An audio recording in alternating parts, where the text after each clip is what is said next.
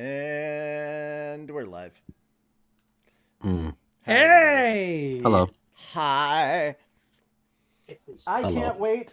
I can't wait to dive into some anime manga-ish stuff because I have had enough adulting for one day. Give me a second. That is fair. Everybody, we are going to be jumping into more slime, but quick updates. If you have not watched it, episode 3 of Shield Hero is out. Please go check on that. If you are a patron of ours, doesn't matter what tier, just so long as you're a patron, you get to see the video I put together for the credits for Slime 9. So make sure to go check that. All right? And then, let's see, last minute announcements. Fan Friday is going to be Sons of the Forest this week. And then next week, it will be Minecraft. Because we're going to use the Minecraft server, dang it. And then after that, I don't know, we'll look into some stuff and go from there. Revan, thank you for the 32 months. Yeah, there we go. Appreciate it. Very much appreciate it. Alrighty. That having been said, ladies and gentlemen, we are ready to get started. This is actually about almost the tail end of the book. We've got a long epilogue this time, but this chapter is about this thick. So That's pretty thick. Oh yeah, it's pretty thick. So, ladies and gentlemen of the congregation, please open your holy books of Remuism to volume 15, chapter This time 5. it's 3. All right, so, 5. Yeah. Oh, I showed the book, so we should be all good. Oh, that's why I didn't want to do all that. We're going to talk about the tale of Damrata and the others. The truth behind the Empire. I titled this episode The Big Demons Table because literally it's the big demons that are going to step up and do stuff. So, instead of the big kids table, it's the big demons table. There we go. Yeah. Yeah. The adults table is not for the demons, definitely. That's like Rimu and a few other demons. There's Moon, in case you were wondering. Oh, I knew where Moon was. No, Revan asked in chat. Oh, I know. Yeah. I saw. Missed it by that much. Yeah. Tiny. Oh, At least I rated when I got in, even though I don't know if I was late, like 10 minutes. I got in like 5 rated? minutes. Technically, you were still late. You weren't here 10 minutes prior. You were late. I never said I was going to be here 10 minutes. No, but that's what I keep asking you guys to keep in mind. Don't show up at 9. I was 8. 8 or 9 o'clock or whatever your time is that we normally start. 10 minutes before that, show up, and then we might actually be able to start a stream on time.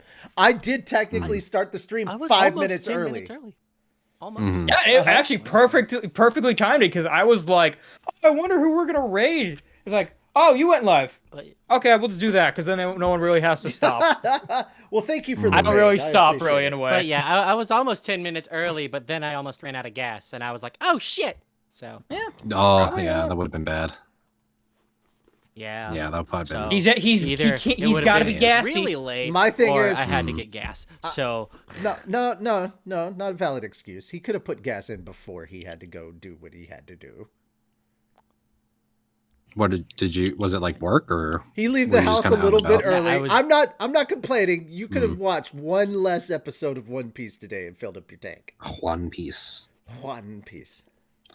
One Piece is I'm not cool. going to say you're wrong, because I mean that is technically true. But now here's the question: where are you at in One Piece now?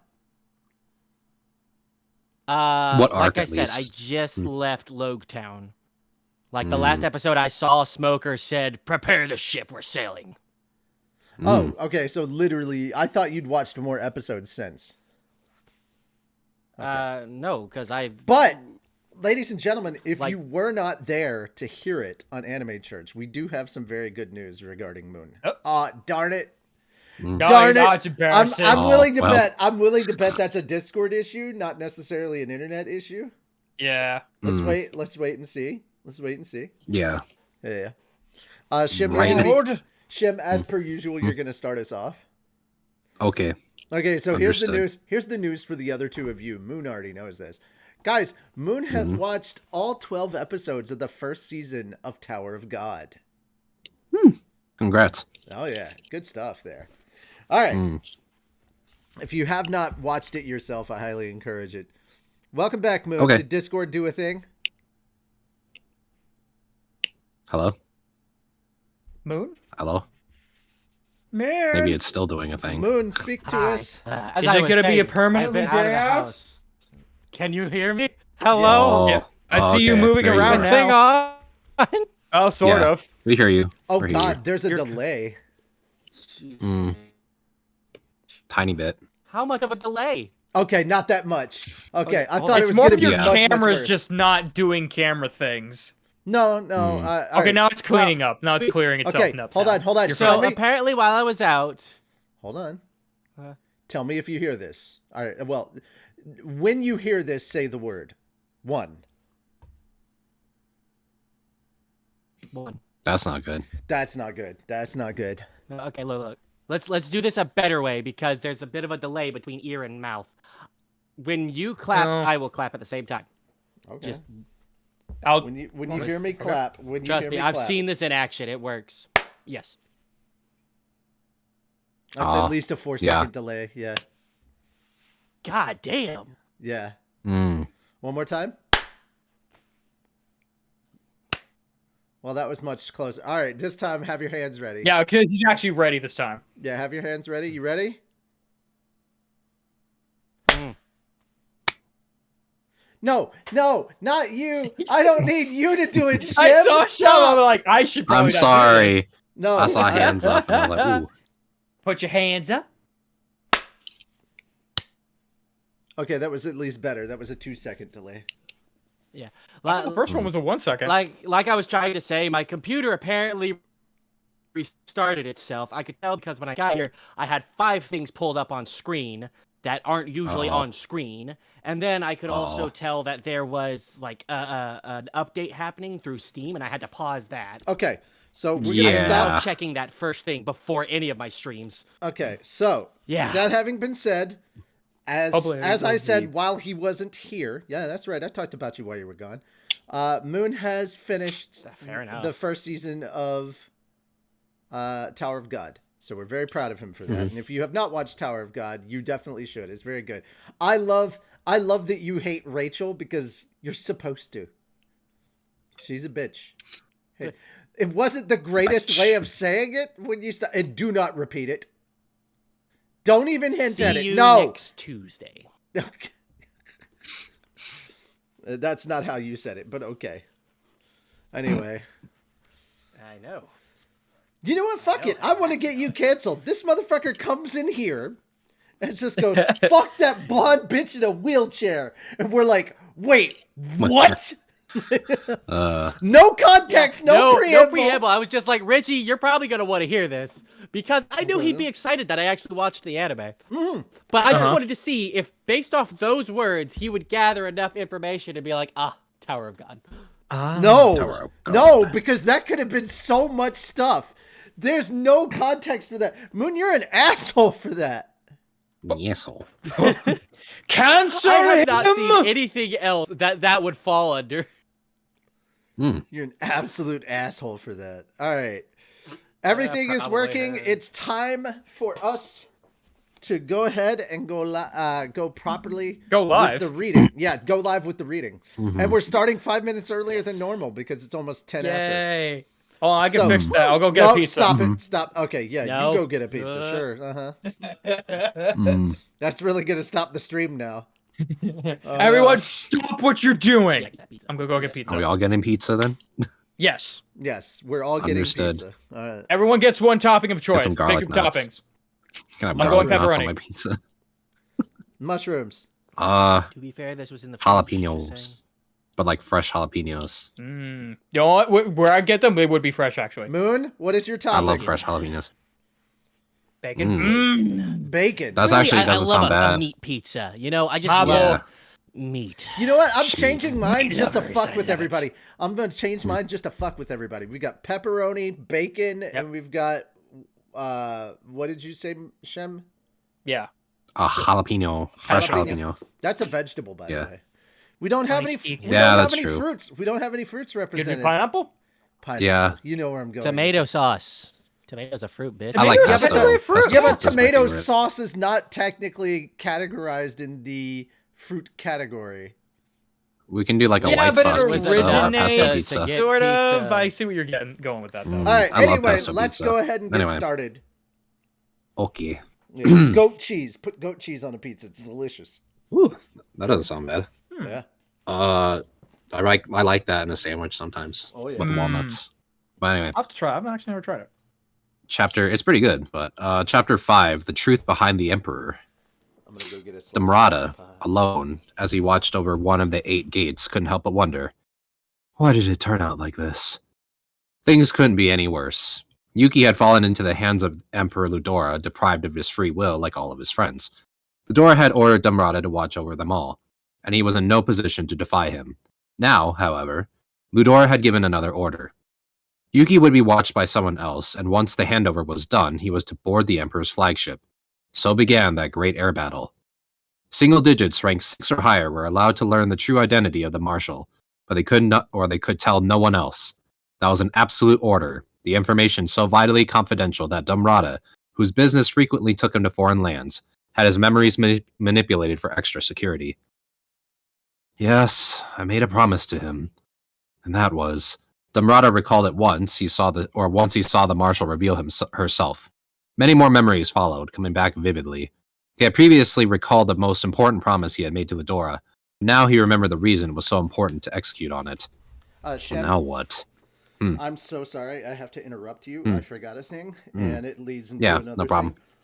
thing. Number one, guys, please clip these episodes. If you don't mind. Please clip these episodes when we do something that you think is interesting or funny or really good, because I am now downloading those clips to send off so that we can turn them into YouTube shorts, thus hoping that people will come check out these slime episodes or potentially Mushoku Tensei when we get there.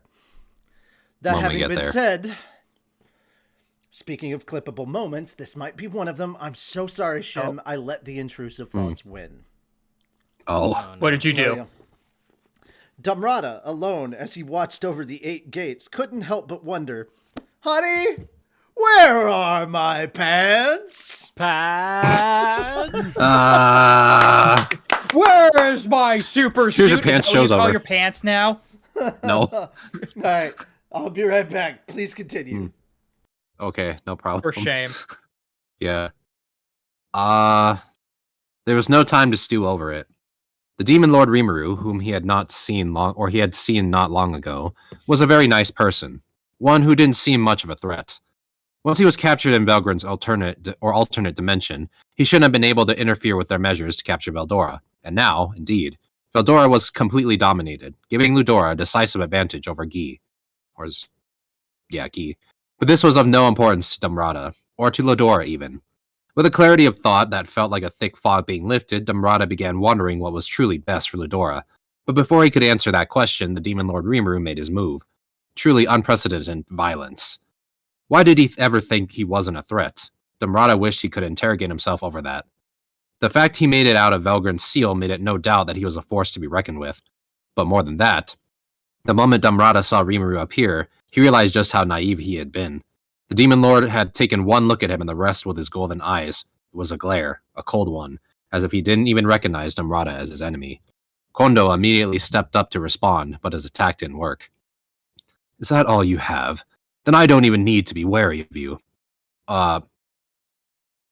Sorry. Is that all you have? Then I don't even need to be wary of you. All of you can wait for later. Have fun being terrorized, and try not to get killed until I can deal with you. That was the story Remuru's eyes seemed to tell. To him, Damrata and the others were as good as dead already. Emperor Ludora was no exception to this. If things kept going this way, they'd all be doubtlessly killed. But what did tactical victory mean for Rimuru in this situation? It meant fulfilling 2 conditions. 1, recapture Veldora. 2, eliminate the invaders. Veldora was the Demon Lord's staunchest ally. For Rimuru, him losing his free will couldn't be allowed to stand. If he had come all the way over here, he must have been prepared to deal Velgrin. And from Damrada's point of view, there was no predicting the outcome of that battle. It was a vast contest in some far-off land, and he had no way of analyzing it. So what about eliminating the invaders? People called Rimuru a pacifist, but that didn't make him non-violent. His lands had been subject to numerous invasions in the past, and had repelled all of them, by any means he saw fit. Thanks to Veldora's help, the land of monsters had a long string of victories. Very Rimuru would important never distinction. Huh. Pacifist and non-violent. There's a very important distinction there. It's like, yeah, that's true. I prefer peace, but if you come to my lands with war, we will fuck your shit up. War I'm a will healer, avenge but itself on your doorstep. Man, Yeah. that's so good. I But if love you that. come looking for war, yeah, that is true. I'm a peaceful drops it on the man. table. That's Do what you're what I going to must. expect. Yep. All right. Thanks to Veldora's help, the land of monsters had a long string of victories. Rimuru would never forgive the Empire's acts of aggression. The time for negotiation was over. For him, the only course of action was to kill every single Imperial soldier. Bargaining in the face of this was meaningless. The only way out was to fight to the bitter end. Even worse, they had signed no previous agreement over this war. Excuse me. Which meant there was no guarantee that surrender would bring forgiveness. The Empire, seeing no point in such actions, set a trap for Rimuru when he came to negotiate. Their trust was ruined, and it could be concluded that no further talks would ever be agreed to. We should have made much more of an effort to stop His Majesty. Damrada, too, had grossly overestimated the Empire's fighting ability. He saw no way they could lose, so he assumed they could dictate whatever terms of victory they wanted. He wanted to show off the Empire's strength, smash his opponents, and swallow them up before they showed any signs of rebellion. They could replace their leadership, establish a puppet state, whatever they wanted, as long as they won the war. This was how the Empire expanded its territory. God but damn this it, time... What Ryuma. happened? I'm I'm a a pacifist. But if you bring an omelet meal raisin cookie, Oatmeal? then What I'm the throwing fuck is these omelet fucking meal? hands. What in the fuck is omelet meal? That just sounds Oatmeal, sorry. unholy. It's like, The I'm a absolute pacifist. most Yeah, 'cause I heresy. wanted to beat you to reading it. I wanted to beat you to the punch. I'm a pacifist, but if you bring an oatmeal raisin cookie, then I'm throwing these fucking hands. That's what he wrote. And I'm throwing these hands. It's on site. It's dare on you site. You know, Guys, I want that to be a bit for How- if we ever get to that point in the show for the bridge series. Like, How- I come bearing a gift of peace. Oatmeal raisin. It's a trump. Guys, I It's want on to site. take this moment to go ahead and draw this line in the sand here. Primarily, I have to eat oatmeal raisin cookies. Oh yeah. Yeah, for my Oh. health in order to get thin. I shouldn't be eating cookies at all, but the best kind for me are oatmeal raisin. Yeah, You poor Yeah, soul. that's everything all right. else I mean, they're is still overblown tasty. with sugar. That's true. Yeah, that's the thing. Especially like And here's the thing. snickerdoodles or Well, the the other sugar part, cookies. the other problem is, even if I bought cookie dough and tried to make some at home, the Mhm. cookie dough already has way too much sugar in it. It's so too I'd late, literally Yeah, have to make it's the flour sugar and every- butter. I would literally have to make everything from scratch. Oh. Yeah. Now, if I And that would replaced be a the lot of sugar with work. stevia when I was making my cookies from scratch, then fuck yeah, I'd make fucking chocolate chip cookies, man. Yeah, I mean, you could also substitute some sugar with a little bit of honey instead, but I don't know how good that would be. Here's where you would. You need a piss me little off. bit of sugar, Essentially so. sugar, just in a different form. No. Yeah, that's Honey's true, actually but good for you because you can break it it's down like and a digest natural- it easier. It's actually I okay. put that Yeah. in my coffee instead of sugar, actually. Yeah. Honey's better for you because you can digest it easily because it's much more natural. And it's good for your immune system. Yeah, it's good for your immune system. And secondly, diabetics can have honey; they can't have sugar. Mm-hmm. Because there's something Cane about it. It's sugar the isn't true natural? alternative to sugar. Well, cane sugar, depending on what it is like Ah! processed. So Ah! Literally, But- somebody was telling me was warning me because it's Girl Scout season, and I'm like, don't you talk to me about my dealer. yeah, that's fair. I am a Yeah, sucker just for screwed up tagalongs is and that. Samoas. In the next to the doors at Walmart, you're just like, hey, you got the stuff? Little girl Yeah, just you looking ain't at a me. Samoa. Walked up, Yeah. I just walked up, Mean. I just walked up. Hey, you got any Thin Mints? Maybe a Samoa or two? Huh? I love Got any of Samoas, those actually. snickerdoodles? I'm gonna get Fuck mine. you! Tagalongs I are love really Thin good too, Mints. though. I love Thin Mints. Yeah. All right. Got some of Thin them Mints are on good. tagalongs. All right, hang on. The tagalongs are so good. I love peanut butter. Tagalongs. Anyway, Feed Yeah. me for Good some for you. Thin Mints. This is for you, Richie. My Yeah, heart goes out to you. my heart goes out I to hear you. you.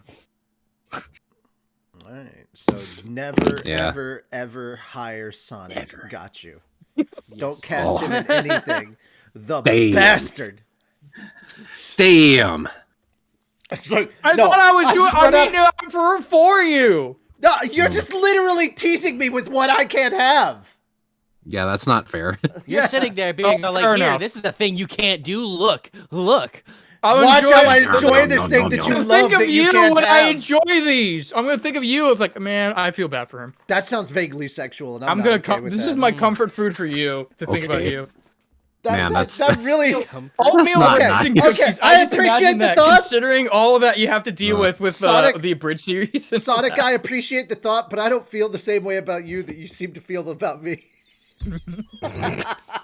Well. Listen, Sonic, it's not you, it's Richie. Why do you make these?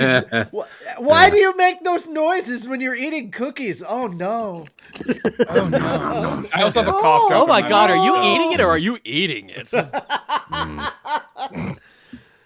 Look, I'm trying. Like, how else do I enjoy I'm it gonna or step sound out. like I'm I'm enjoying gonna it walk for two outside. people? I'm gonna walk outside the Walmart when I see the Girl Scouts and go, "Did somebody say cookies?" And then they all just scatter as you Instead just of fucking goblin gorge cars yourself on and, all like, of the them. Hulk. Yeah. Just wah. I thought you were going for the SpongeBob thing. Did you say chocolate? Chocolate. Yes, sir. With or without nuts. Oh, Chocolate! Yeah, but I don't Man, want their SpongeBob, first so I customer was wouldn't their make best that. one. Fair enough. Yeah. yeah. But I was gonna say earlier, I feel bad for like if you had to go into like the abridged version of a Tempest and tell people that, you'd be like, "That's a face worth. He has the worst fate of all of us. He has a face worse than any Imagine- death we can ever think No, of." no, no. Imagine. Oh, God damn it. Hmm. I just thought about the ultimate. Okay, I've been searching my brain, racking my brain for what intelligent conversation Aqua could possibly be having. Talking about the Girl Scout market and how it's all a scam. That would Yeah. be perfect. Yes! That would be funny. Yes! I mean, when you really get down to it with these, Please remind me of that later because I'm gonna Please. type that up. I'm writing Yeah. that yeah, down. go to the Yeah, go yeah. to the draft the ideas. I mean, when you really get down to it with these, no, just remind me specifically. Just remind me specifically. Well, yeah, that's just- it. yeah. Because I've Well, got that's to what type that out the whole document's thing. for. But god damn it, I'm gonna go deep dive. All right, somebody needs to pull me back once this scene is written because I'm gonna have to do a deep dive on the internet about this Hold me back. conspiracy shit about the Girl Scouts. It's not gonna be fun. And I I will will need say, somebody oh my to put. God. No, Going down don't to the clip. Girl Scout Don't cookie clip glaciers that. for iceberg. There's been so Too many late. other things you could have already been clipped, clipped. and you clipped that. Hey, at least they clipped something. yeah, Well, you yeah, literally have I been guess that's asking them true. to clip. There's I will so say- many I was other gonna say- things this episode that you could clip, and you clip that. Fuck. I was gonna say, welcome going to in Twitch. regards Welcome to to Twitch. The thing I don't want them to clip is exactly what they clip. Yeah, clip. Yeah, that's how it Yeah. works. All right. Oh, my I will God. say regarding the Thin Mints, I've Also- actually done a comparison taste. Please. They're basically clip- the same as like the mint version of Oreos. Like they're Yeah. very close. So if you want Thin Mints and it's not the Girl Scout season, that's a good alternative. Here's my question. Which one has more sugar? You have Probably to compare, the Oreo. You have to compare. You have to compare That the is actual true. ingredients. Yeah, because I would have say to the look at those. Oreo, but And yes, I have had the thin Oreos. Definitely. yeah. Oh yeah, thin ones too. Definitely I think clip that the thin omelet ones. raisin, that omelet meal raisin cookie bit. I love. Oh, Thank yeah, you for for that. sure. So Yeah, unholy. appreciate that. Jesus 9 Christ. grams of added sugar. Oh, It Nice. looks Jesus. like Yeah. 10 grams of total sugar, and then like one of them's like of the 10 is like dietary fiber. It looks like. Oh, good. So it will help with my poo. You're a dietary. I mean, Yeah. I could like Good. I don't know if it even like show up. Capture very well. Man, I love my Can vegetable, nutrition but for facts some be copyrighted? I love my vegetable, but I see like unfortunately 27. the hospital kicked me out. 10 grams of sugar. That's you have to take consideration of the serving size though too. All right, This is guys, 4 Hey, cookies. what's the so- hardest part of a vegetable to eat? the pussy. This- The wheelchair. Oh, I get it. That's good. uh, Ah, The veg-gina. All right. Good. I hold before your neck the gum jabba. Oh. Wait, what about? The house of what Thank you. There now? we go. See, you know what the scary thing is? If she had a seizure right then, the movie's over. Oh my god. Just a micro seizure. This is a very bad. A micro Bumble seizure. seizure. That whole movie's over. All right, sorry. To think that this whole thing started with the word cookie. Cookie. Yeah. C Yeah. is for coochie. That's good enough for me. Somebody wrote that somewhere. I thought C was for calamity. On the bathroom stall. C is for cholesterol, which my doctor tells me to worry about. Oh, It's true. Topical, C huh? is for calamity. That is good enough for me. that is a clippable moment that we C had is as for well. fat. C is for trans Yeah. fats. Yeah. And it's not the same thing. There's no reason to fat shame trans people. No. Jeez. Trans fat. I was taking it the other way around. I was like, see, even fats can change our fluid. Even It's fats true. are fluid. They're Yeah, trans that's fats. true. Oh, different Trans jokes for the fats. same word. Yeah. Trans Gotta be fat all right. rights. Okay, now that's Good. fair enough. Okay. I really What need is- to get that thing out of this room. What does the trans fat flag look like? Is it just the rainbow but with a peanut on it? It's like the planter's Little- peanut. It's like the planter's peanut over the LGBT. It'd probably be flag. more like a stick of I butter. feel like it'd be like an Oreo or something. No. stick of butter. A stick of butter is just regular fat. Trans fats are stuff Regular like fat. like nuts. It's just a jar of Crisco. Because it's fluid. All What right, is the most American Oh, God. fatty thing we can think of? This is terrible. What are the guys. colors We're related to not- them? all right, Lard. just so you understand, we're not making jokes about trans people. We're making No. jokes No, about We're fats. talking definitely about not. jokes about Trans fats. fat. and not Yeah. Not fat people. Yes, Fats the Not lipids. people who are trans and happen to be fat. we are The talking fat about specifically. things, and since everybody gets a flag for everything now, Pi Day has a flag. Do we true. really need a flag for that? Yes. I mean, before Please tell me No, it's a it's- circle with a piece taken out of it. is it an apple pie? No, that's Yeah. Pizza Day. I like that. It's Pizza Day. Pizza day. What's the difference? pie. I think Pi Day is just like a wedge of pie. See, that sucks because Pi Day is when pizzas go on sale. Mm, Not wrong. How That's many right. Pi Pizza Day pies. sales? Like shit. pizza. It's a different Yeah. kind of pie. Pizza Day has its own day. That's true. Too bad. Pi Day is when like a whole bunch of places will sell medium one-topping pizzas for $3.14. Moon, are you really complaining about more days for Exactly. pizza to go on sale? Yes. Are you really No, complaining about pizzas that? don't go on sale on Pizza Day. They go on sale on Pi Day because it has specifically $3.14 attached Wait, to it. why does it not go on sale There on are both days so then? many restaurants that will sell one customer 2 medium one-topping pizzas each for $3.14. It is amazing. And That's a good especially deal. like we have one place, I think it's Fox Pizza. Fox's Pizza. They will Foxy's specifically Pizza. just do any pizza, medium topping We've or now medium found Tempest specialty. Rival. We've now found Tempest Rival. Whatever country Pie. or nation that Moon ends up writing and founding, they're going to be the rivals for Tempest. Tempest is cookies. They're about pizza. Yeah. Oh. No, we are specifically The peace about pie. negotiations, No. the Literally, middle ground they eventually merge the into frickin' symbol pie. pie. Yeah, and they So will it's go both to pizza war. and pie. They will Numbers. go to war with each other because Rimuru goes, pizza is not pie. It is pizza. That's why there's two separate words. Well, when How you think dare about- you, when you it- heretic! Yeah, When you Pizza think is about it, definitely pie. It If is you called make a a large pizza enough pie. cookie, could it be considered a pie at And that the war point? begins. And that's how they go to war. And the war begins. And the war begins when the rant about pizza being pie happens, and Rimuru just goes, "Diablo, at your command, my liege," and immediately just Murder. beheaded, just beheads the leader. Yeah. That's about how it goes. You're against the Yes, protagonist. love Love that. If you It's make that competition. happen, I would It was so like, be down it for was that. like, it is like, if that happens, dude, that's the whole reason for the Empire to fight against Tempest. The Empire Ah, there you go. is like the pie country. It's all about pie. Yes. And then the Reaper is like, Clearly, there is no peace. So someone in the Tempest or Shit, someone I in get to the be an Empire has to be Imperial head of Italian state. then. They I love forcibly convert Veldora into the Pi orthodoxy. Oh no. Yes. Oh, that's so You good. sick oh, bastard. Take it, yeah. Revan got you right there. Pizza is a cake, What? not a pie. I didn't get to see it. Pizza's a Pizza what? cake. Pizza's a Pizza cake, not a pie, because Oh. cake has toppings. Cake has toppings. Pie does not. Pie does have toppings. No, Well, no, Key lime pie. not. but that's like That's whip, the- Okay, just that's an with cream though. exception. No, You don't no, eat the Lemon lime on the key meringue lime pie. pie. no. All of those can be eaten That's what bare. cream, though. They do not require toppings. Neither does a pizza, technically. But then Yeah, that's but- a boring pizza. Yeah, That's it's boring. First off, Just it's not pizza. boring Sauce. pizza. Actually, I'm no. saying When that you What's the the say pie- point of pizza, having I'm a saying key lime the pie pie does if it not doesn't have have the icing bits? What's the point of eating a lemon meringue pie without the meringue? Or Well, even see, the the- lemon? The foundation No, of no. a The piece of meringue pie is is part the of the pie. filling. It's not. So, yeah, it's part of the filling. It's A not- lot of and pizza the is pie not is usually- filled. Most If you pies. think of most pizza- pies are hey. crust covered.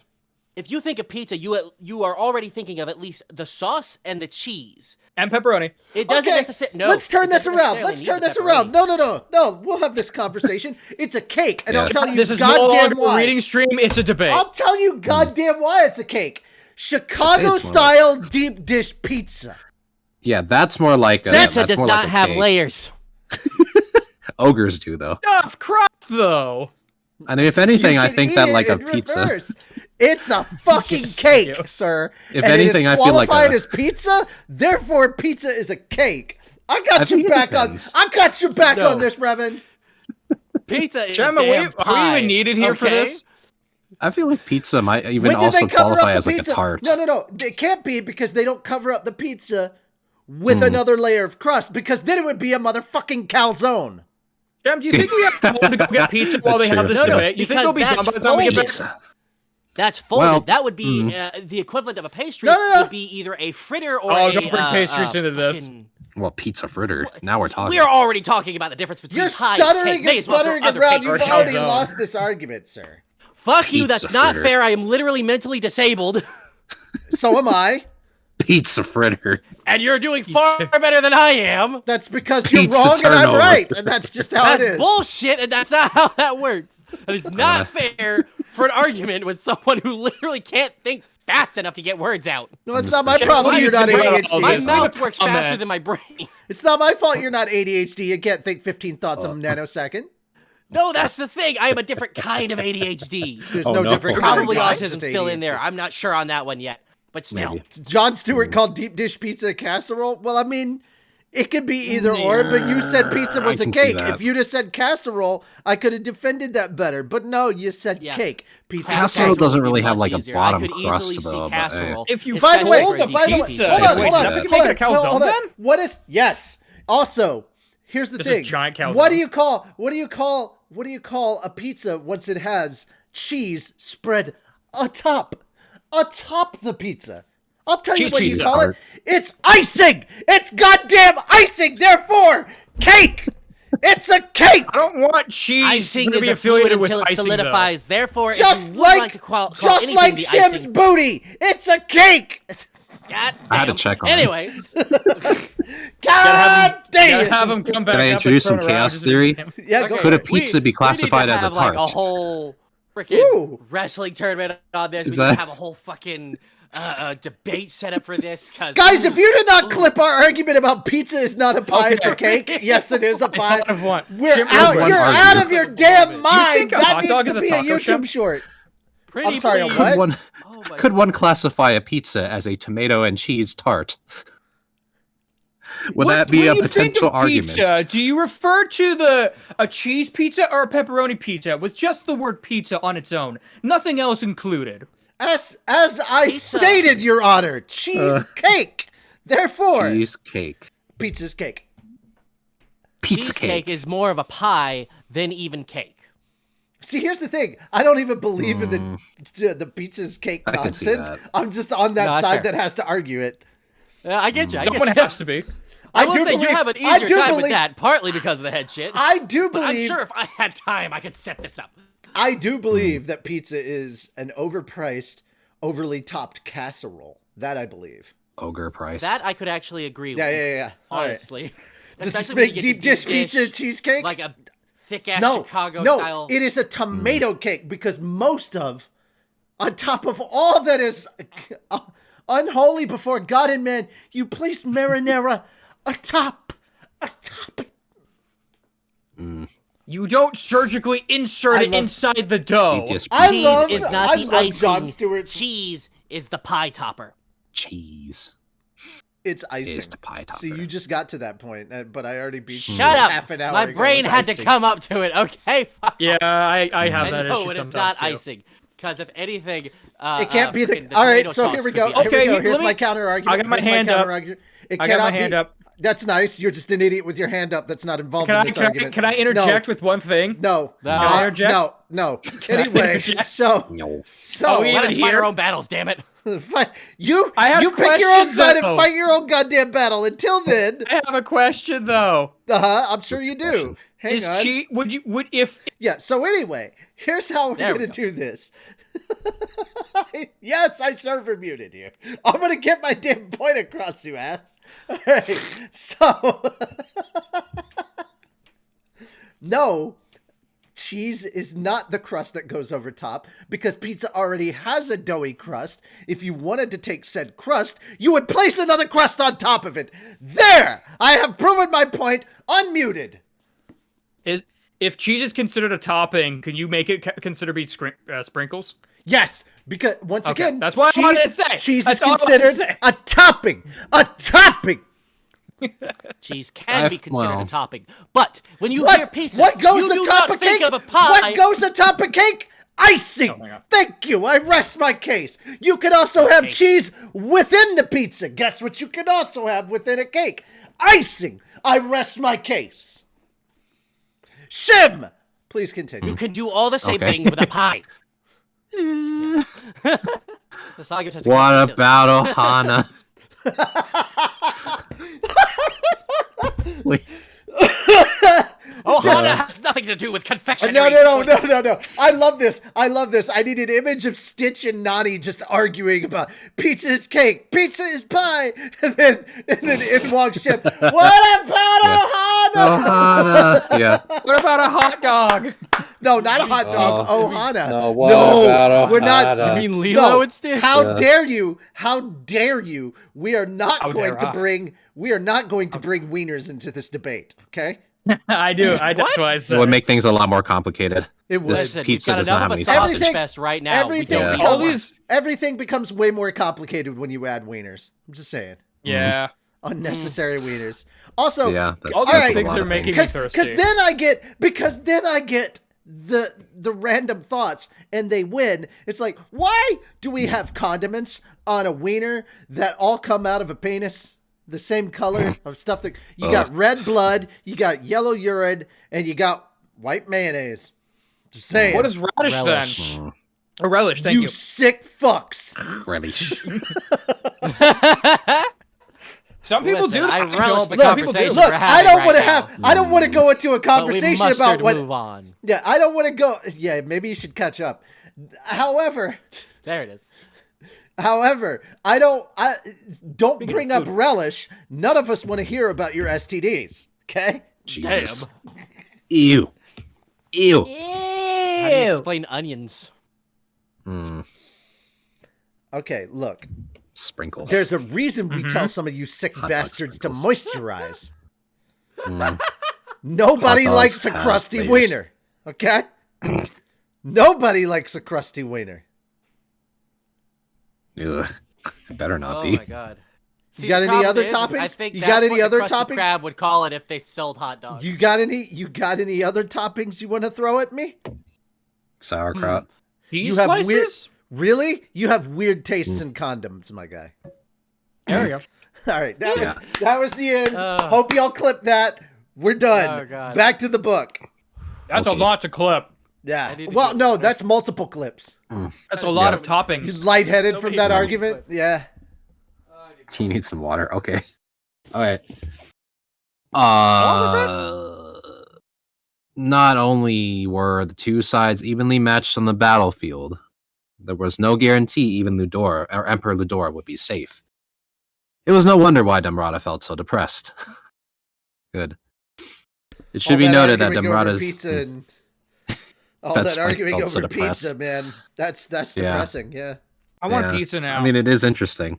Go get some pizza then. Me Go to too. your local I mean, pizza I joint. can't. I got Me too. this. Yeah. Me too, dude. I do have kinda a want pizza place around but, here that's like- pretty good. They make really good garlic Okay. knots. Anyway, yes. Okay, Mm. Shem, if you're ever able to Mm. come over here, I gotta take you to Papa Murphy's for their Yo! Papa Murphy's It's here. fucking amazing. Papa Murphy's for the win. We have one here too, actually. But, It's pretty nice. But Okay, also, you go. well, actually, I'm sorry, not Papa Murphy's, Marco's Pizza. Okay, I was gonna say Papa Murphy's is you, here you too. said it's pretty much like it. So Yeah, yeah. it's kind of the same. Is it except you take and don't have to bake? cook it. Oh, it's what? It's Yep. no, it's not take and bake. No. Mm. They Well, mine cook- is. It's already cooked. I know what Papa Murphy's is. I'm just but telling him. well, he knows what Papa Murphy's is too. He was asking if Marco's was take and baked. And I'm like, no. Mm. Okay. Number one, Mhm. Marco's Pizza is right next to the Bao Bun place. Ooh, that's an Yeah. interesting combo. Oh yeah, Get So- pizza and bao buns. Oh yeah, get some bao buns, or get a bit of boba to go to wash your pizza down with. You know. Ooh, that sounds like an interesting combo. Oh yeah. Anyway, do that, Mm. and then their pizza's really good. The garden pizza is fucking amazing, dude. Ooh, veggie pizza. Oh yeah, Interesting. fresh tomatoes on there, and I get okay. banana peppers added onto mine because I like just a little bit of spice. And But, sour or tanginess. Well, no, I get some sweetness to go on there because I'll put pineapples on a veggie pizza. Some people are like, oh, pineapples on a pizza. I'm like, have you ever put pineapples together with a veggie fucking pizza? It's delicious, bro. Actually, a ton I of tried everything. a pepperoni and pineapple pizza once. It wasn't. Was that it good? bad.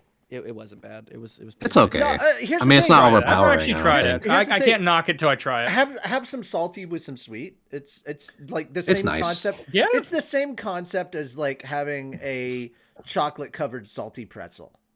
You know, having Mhm. something salty to balance out the sweetness. It's nice. Also, we had this stupid conversation yesterday about Golden Corral and how we should show up to a Golden Corral as like the Scooby Gang. Yeah. Yeah. Gotta get a Oh, van. The people and narrow everything. their eyes like, oh how god, quickly until they throw us out. 2 minutes, Mhm. give or take. Who's the dog though? Who's Scooby? The dog? That's the subject of dog? some debate. Motherfucker, his name is in the title. You show some respect to Scooby Doo. That's why I said his name afterwards. No. You called him the dog. The dog. How dare? How dare? Which, by the way, Dog. that thing's mere existence is a sin. If you know the All right, reference. you are banned for the rest of the stream. Yay! I don't want to do anything. I'm just gonna Well. kick you from the server. Find out where you live. no, I'm not gonna dox him. Yep. But everybody okay. saw He's gonna that talk right about there. I Papa right Murphy's. clicked on him and I was Mm. like, kick you from the server. All right, Mm. sorry, Shim. Please continue. What was okay. He's Tom gonna Rada shut down my thinking about? Papa Murphy's location. He was depressed because he was He he was had to he was listen to an clearly internal depressed. dialogue No. about he was, pizza. No. Now he's depressed because somebody called Because- Scooby Doo the dog. The dog. God damn you! the dog. The How dog. dare you? That sick Yeah. fuck. You son Dog of a Rada. bitch!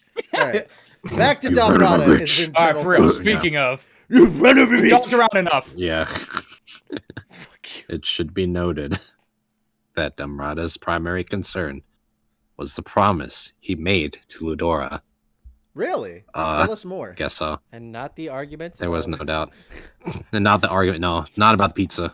Tell me more. That was not his tell me primary more. concern. Is it pizza or is it cake or a pie? No, it's not where I was going with that. Yeah. You silly Oh. whore, you silly whore, mention that one more time and you'll die. Yep. Good. Okay. No preamble, just you die. You die. Yeah, just- Mention it again and you die. Yeah. All right, please continue. Now Mhm. you die. Pull a Now chowder. you read. No, you're not in this episode. Okay, Yeah. I'm just gonna server mute everyone but Shem at this Okay. point. Okay. Yeah, we need to get through this. I'm sorry. That's fair. No, yeah, why are you It should be apologizing? noticed. I'm not helping. It should be noted that Damrata's primary concern was the promise he made to Lidora. There was no doubt in his mind that Rimuru wanted the Emperor dead as well, and that made Damrata wonder what the right course of action for him could be. He wanted to keep that promise to Lidora, but it was something he wanted to achieve with his own two hands. But oh, defeating Rimuru seemed so impossible. Damrata shivered a bit as he analyzed the issue. Their flagship had been surrounded by terrifying magic, with the survivors now protecting the 8 gates. Could you really call this fighting as equals? Because to him, this looked like nothing but a dreadful error. Some ellipses. That brought us to now. Did I keep you waiting? Before Damrata's eyes was a young girl smiling happily. She was one of the 7 primal demons, one bearing unbelievable strength. Ultima, servant of the demon lord Rimuru. He has primal serving under him. He has primals serving under him, and he's even granted them power. Or, he has primals serving under him, he's even granted them power. She was an even more awesome sight up close. The accuracy and power of that fearsome death streak was far beyond what it used to be, proving that the demons had indeed evolved. Rimuru had opened a massive gate to summon them all, not even caring about all the eyewitnesses, and then he did something to everyone there. There had been no time to investigate exactly what, but Ultima had now given them a firm answer. The demon looked amused with herself.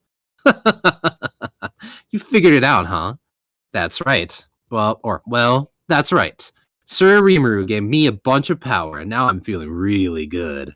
It was a nice anecdote for Ultima. To Damrata, it was his worst nightmare. Giving power to a primal, there was no way a mere demon lord could do that. As much as he predicted it himself, not even Guy Crimson had evolved the primals under his control, which had made clear just how extraordinary the demon lord Rimuru's actions were. But that didn't stop Damrata from trying to defeat him. He had to fulfill his promise to Lidora, and as part of that, he was obliged to go all out against the demon Ultima. You know, I have not always strived for the very best, even if I have to choose a much harder path. As long as I can fulfill my goal at the end, that's all that matters. Damrata stopped worrying. Even looking at Ultima and all the overwhelming force she boasted, he stood strong, never growing timid. Still up for this, huh? Of course. I am one of my master's knights, and I will show you my power to the fullest. Great! Can't wait. Let's get started then. Thus began the battle between Damrata, second ranked of the single digits, and the Pain Lord Ultima. Ultima chuckled as she observed Damrata. She could feel his power, an incredible amount for a human being, and exceptional even as a saint. If she hadn't been evolved, this might not have been winnable for her. I know this. He's about equal with Hinata, huh? And she was like a natural enemy to all monsters, but it looks to me like this guy's honed himself purely against humans, and individual targets for that matter. His type certainly can be a nuisance. Ultima knew that people who improved and invented their own abilities rather than have them granted by others were a pain. Hakuro was a good example of that. Someone who could use a seemingly boundless number of techniques to handle any situation in his way. Adapting and applying those skills was a secret to his strength, and to higher forms of existence like herself, it was an alien concept. Some ellipses. Demons existed on a much higher plane of existence than people. All they needed to do was release a little magic force, and that itself became an attack. That was true of Ultima, who stood at the very top of the demon race. She was born an expert on magic manipulation, the perfect control of magic force, and she didn't have to work for it at all. Any wish she had instantly came true. That's what magic was, and no one could dare hope to compete against its overwhelming versatility. Until fairly recently, Ultima believed the only adversaries who could beat her were other primals or wildcards like true dragons. But this belief was mistaken. Something she discovered during her battle with Valgrind. She and her cohorts put up a good fight against her, despite being far outclassed. They even beat one of her separate bodies, although even that only had about 10% of Valgrind's strength.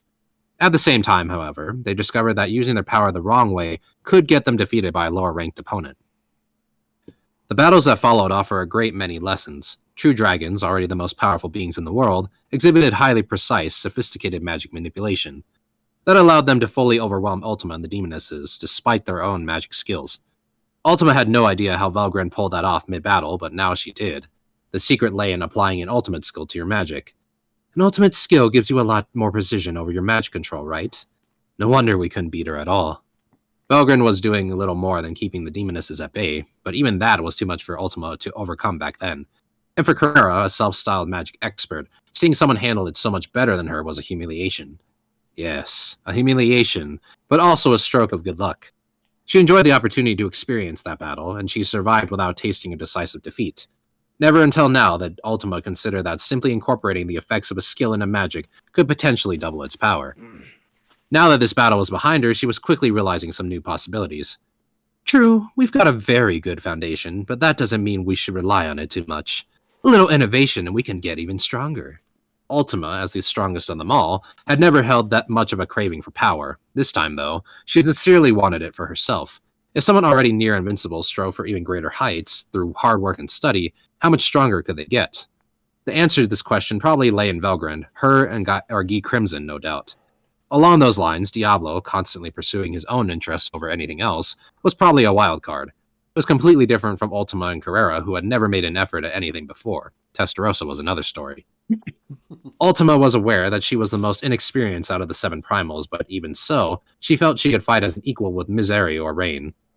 When it came to Testarossa and Carrera in a serious fight, though, she didn't like her chances. Testarossa was perfect, and elegant all the way. She was confident, even with her bad habit of looking down on others. Carrera was arrogant and sloppy, capable of perfection if she wanted it, but prone to losing interest and phoning it in instead. So what did that make Ultima? She couldn't control magic as precisely as Testarossa, or throw around magic force the way Carrera could. Out of the 3 Devil Lords, she was probably bringing up the rear. Everything was just about halfway there at best with her. She was a wellspring of talent, but she never enthusiastically applied herself to anything. In that way, she was similar to Carrera in many respects. That's why they competed as rivals for so long. But now Carrera had taken up a new hobby, swordsmanship. It only made Ultima jealous. But that would end today. Ultima was blessed with the opportunity to awaken, and now she had the power she wished for. And I'm the one with the most room for growth among all of us. Right. Now that she was thinking this way, it all seemed like a pretty funny story to her. It was all thanks to her Rimuru, her master, and while Ultima had no idea how the Demon Lord could do that, it didn't matter to her. All that mattered was whether she could attain a higher plane of existence or not. That and whether she could prove useful to Rimuru. She continued to wish as she watched over Guerra's battle, and at the end of all that pondering, she heard what she thought was a voice. Allow me to help you give shape to that wish a little. This was the ultimate skill, Samael, Lord of Deathly Poison.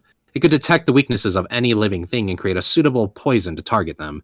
And now that Ultima had this power, she felt she had no chance of losing to anyone. But then she remembered. Wasn't that what Diablo had always told her? To hone her skills and not rely too much on her latent power. She had been losing frequently to Zegian around that time, so she assumed Diablo was just giving her a hard time. He was mean that way, but Ultima had it all wrong.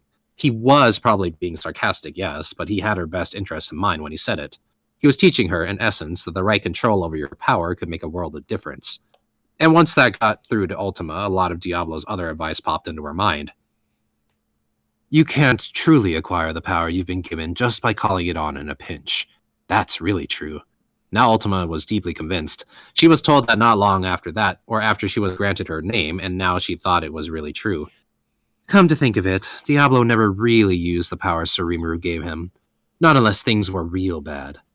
I thought he just didn't see his enemies as worthy of tasting those attacks, but maybe he had a good reason. So why not her too, then? Thus Ultima decided to use this opportunity as a way for her to grow.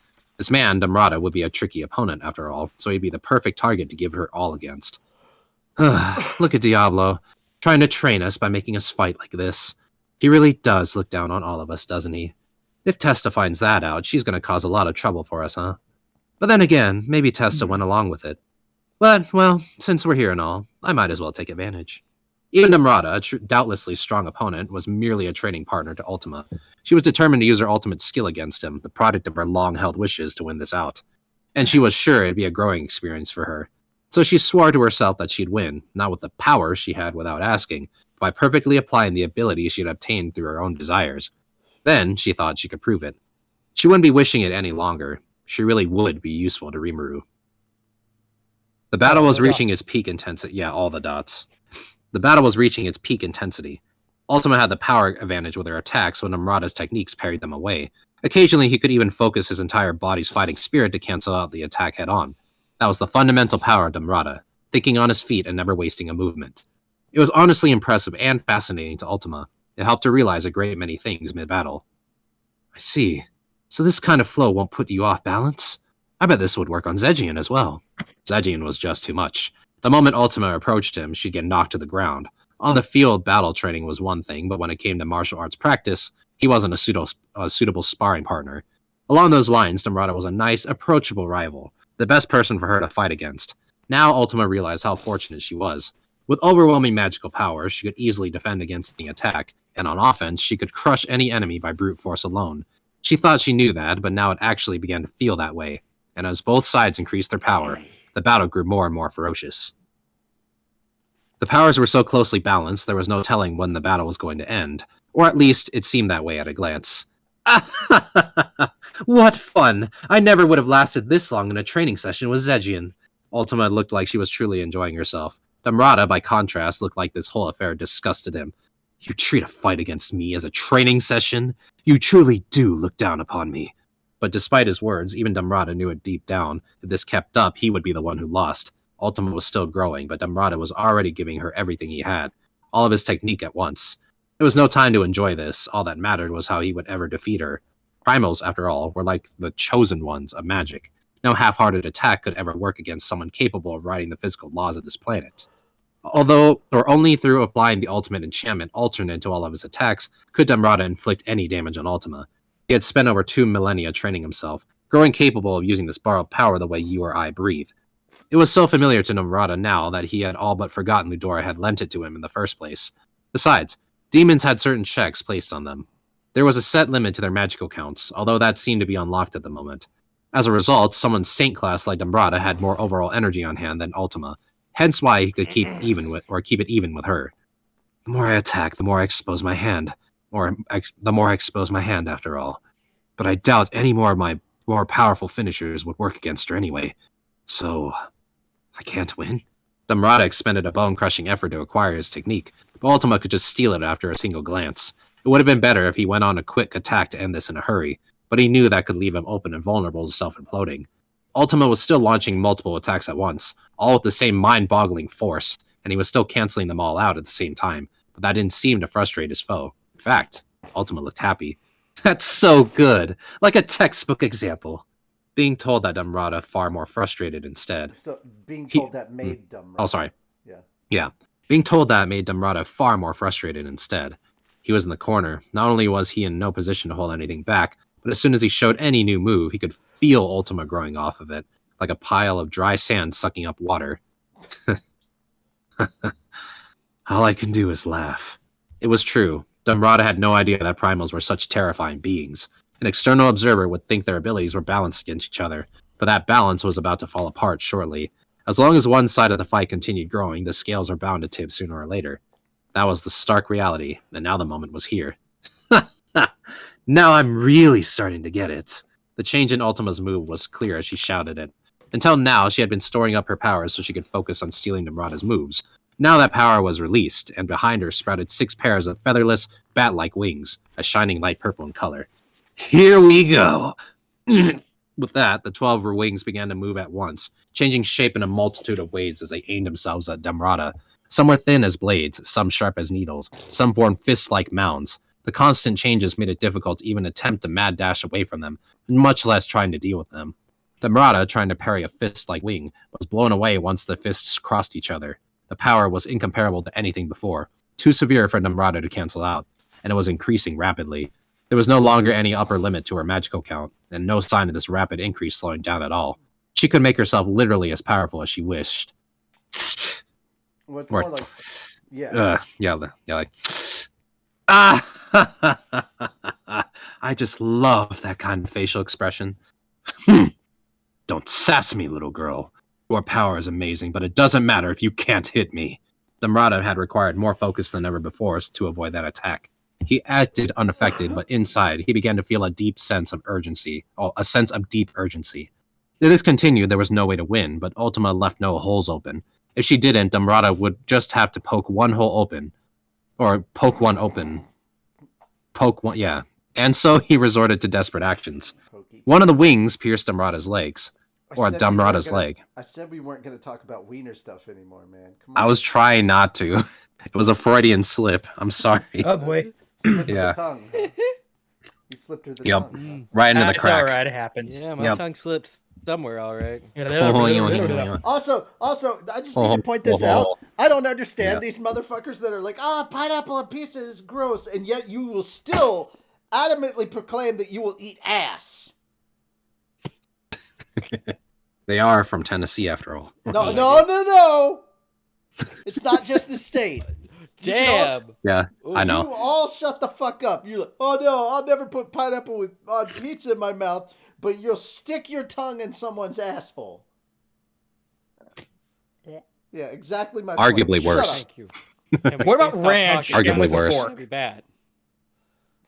I haven't eaten ass. How do people feel about ranch and eating it with a fork, or eating a pizza with a fork? Or I was gonna utensils? say I don't know how successful you're gonna be trying to eat ranch with a fork, Yeah. or any condiment for that matter. Just like- Chad, Pizza how with a does one fork? eat ranch with a fork? Yeah, Yeah, very it just- carefully. That's how. Anyway, Very carefully. Thank you. Yeah, Don't. also slowly, Anyway. very, very slowly. Yeah. Yeah, you don't eat so much at a time. Yeah. So just really quickly, you don't eat pizza with a fork. You fucking fold it. You fold it. Have you not? But It it has a York style handle pizza? at Bring the it to your end mouth. too. It has You it fold on it the and bring it bottom. gently to There your is a mouth. crust. That's how. If you don't even eat deep dish pizza with a fucking fork. It's a casserole. You use a spoon. Spoon. Why are we going I back guess to so. this? He brought it up. No, We you are at the started demon's it with table. the pizza with a fork. No, shit. you were bitching about people eating pineapple and ass. We're at the Listen, demon's I table, didn't and want to apparently do this, but I pizza thought is of being the served. perfect comeback to why pizza is pie. Okay. No, Let's stop come back. it. Exactly. Let's move on. Take your comeback. Okay. Okay. You. I'll try, but it's gotten everywhere. Okay, so it's gonna take me a while to look it up. I don't know if you can really plenty put of it back fork where it with came that. from. I'm just Put saying, that thing guys. back where it came Here's from. my thing. Here's my thing. Peanuts do not contain a lot of protein. It's mostly trans fats, or nuts in general, or like that. Oils. However, Yep. cum is 50% protein. Just saying. Do your duty. Swallow today. Yes. And Yes, besides, sir. it's got so many health benefits. It's great it boosts your skincare. immune system. It's great, wonderful skincare. Like That was a Life Arrow stream that I saw that was So like, gay for I heard that. that eating a lot of cum makes your pineapple taste good. I was like, that's pretty good. oh shit. I also like comment. Fork off. Pizza is a hand food. Thank you. It is, though. You don't, All right. So, anyway. Now Real back quick. to Ultima throwing them hands. It's you know true, what? Yeah, though. go ahead. Yeah. I don't want you want to do it now. And One of the wings. Sorry, go ahead. What are you saying? No, he was agreeing. Get back to Oh, gotcha. Okay. Yeah, no, we've already been on this enough. yeah. One of the wings pierced Damrata's leg. It looked like a failure on his part, but that was exactly what his strategy was. A race like the demons, prone to boasting about their mighty power, was just as prone to arrogance. Even Ultima would let this put her off guard. And if Damrata could catch that, he was sure of victory. I thought you were just gonna keep dodging me, or did you get tired? With a wicked grin, Ultima relaxed her attack and began taunting Damrata. Her wings went on the move, plunging into his limbs, but not his vitals. Yes, I know it. You're all strong. That's why you look down upon us. And dig your own graves at the final moment. Damrata was sure his plan would succeed. Then, pretending to be wounded and fallen, he unleashed an all-out strike against Ultima. Holy Smash Fist! This was the most powerful of finisher moves, a skill that took all his fighting spirit as a saint and used alternate to compress it into a single strike. Even the most powerful evil demon would be permanently extinguished by it, and without a body to inhabit, Ultima the Primal would be forced to vanish. Damrata felt he had won, but there was no victorious afterglow today. Just as he was about to finish Ultima off, he felt a chill for some reason. All that fell away was a single wing. It seemed to change shape, imitating Ultima herself, but Damrata couldn't see it, and then it was too late. Her hand. Poison! Smash Fist. Nice. She took Ultima his had ability punched and through. made it her own. United States of Poison. Yeah. Ultima had punched through Damrata's chest. Her hand was infused with an enormous amount of magic force as she executed an open hand spear strike, God, much damn as it, Damrata shut up. had. What? Now I'm just picturing All Might with a dumpster over him. United States of trash. It's like United States of Yeah, just I like that. Yeah. That's great. I'm holding back the urge to make a fisting joke. Please do. Please do. We've already had enough ass eating Punching an talk for open one hole. day. I think we've covered our sexual quota. Perfectly balanced, as all things should be. As all things shmebby.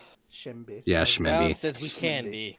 Yeah, it's true. Moving on. But with the ultimate skill Samael added to the mix, she was able to control it perfectly. It's deathly poison from Samael, turning her 5 fingernails a dark purple. It was well beyond a lethal dose, and it crushed Amrata's defenses. Aw, you gave her a manicure. Yeah, Her skill is literally manicure. that's awesome. How are my nails? Damrata. Purple. Purple is the universal symbol of Thank poison. you. It is, Yeah. actually. Yeah.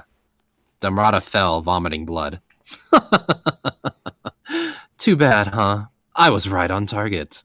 The evil laughter echoed. Damrata tried getting up again, but failed. His entire body was so drained of energy that he could barely close a fist, much less stand up. But still, he gathered his strength and stared at Ultima. That is no smash fist, you fool. It was a spear hand strike. As if you could copy me after just one look.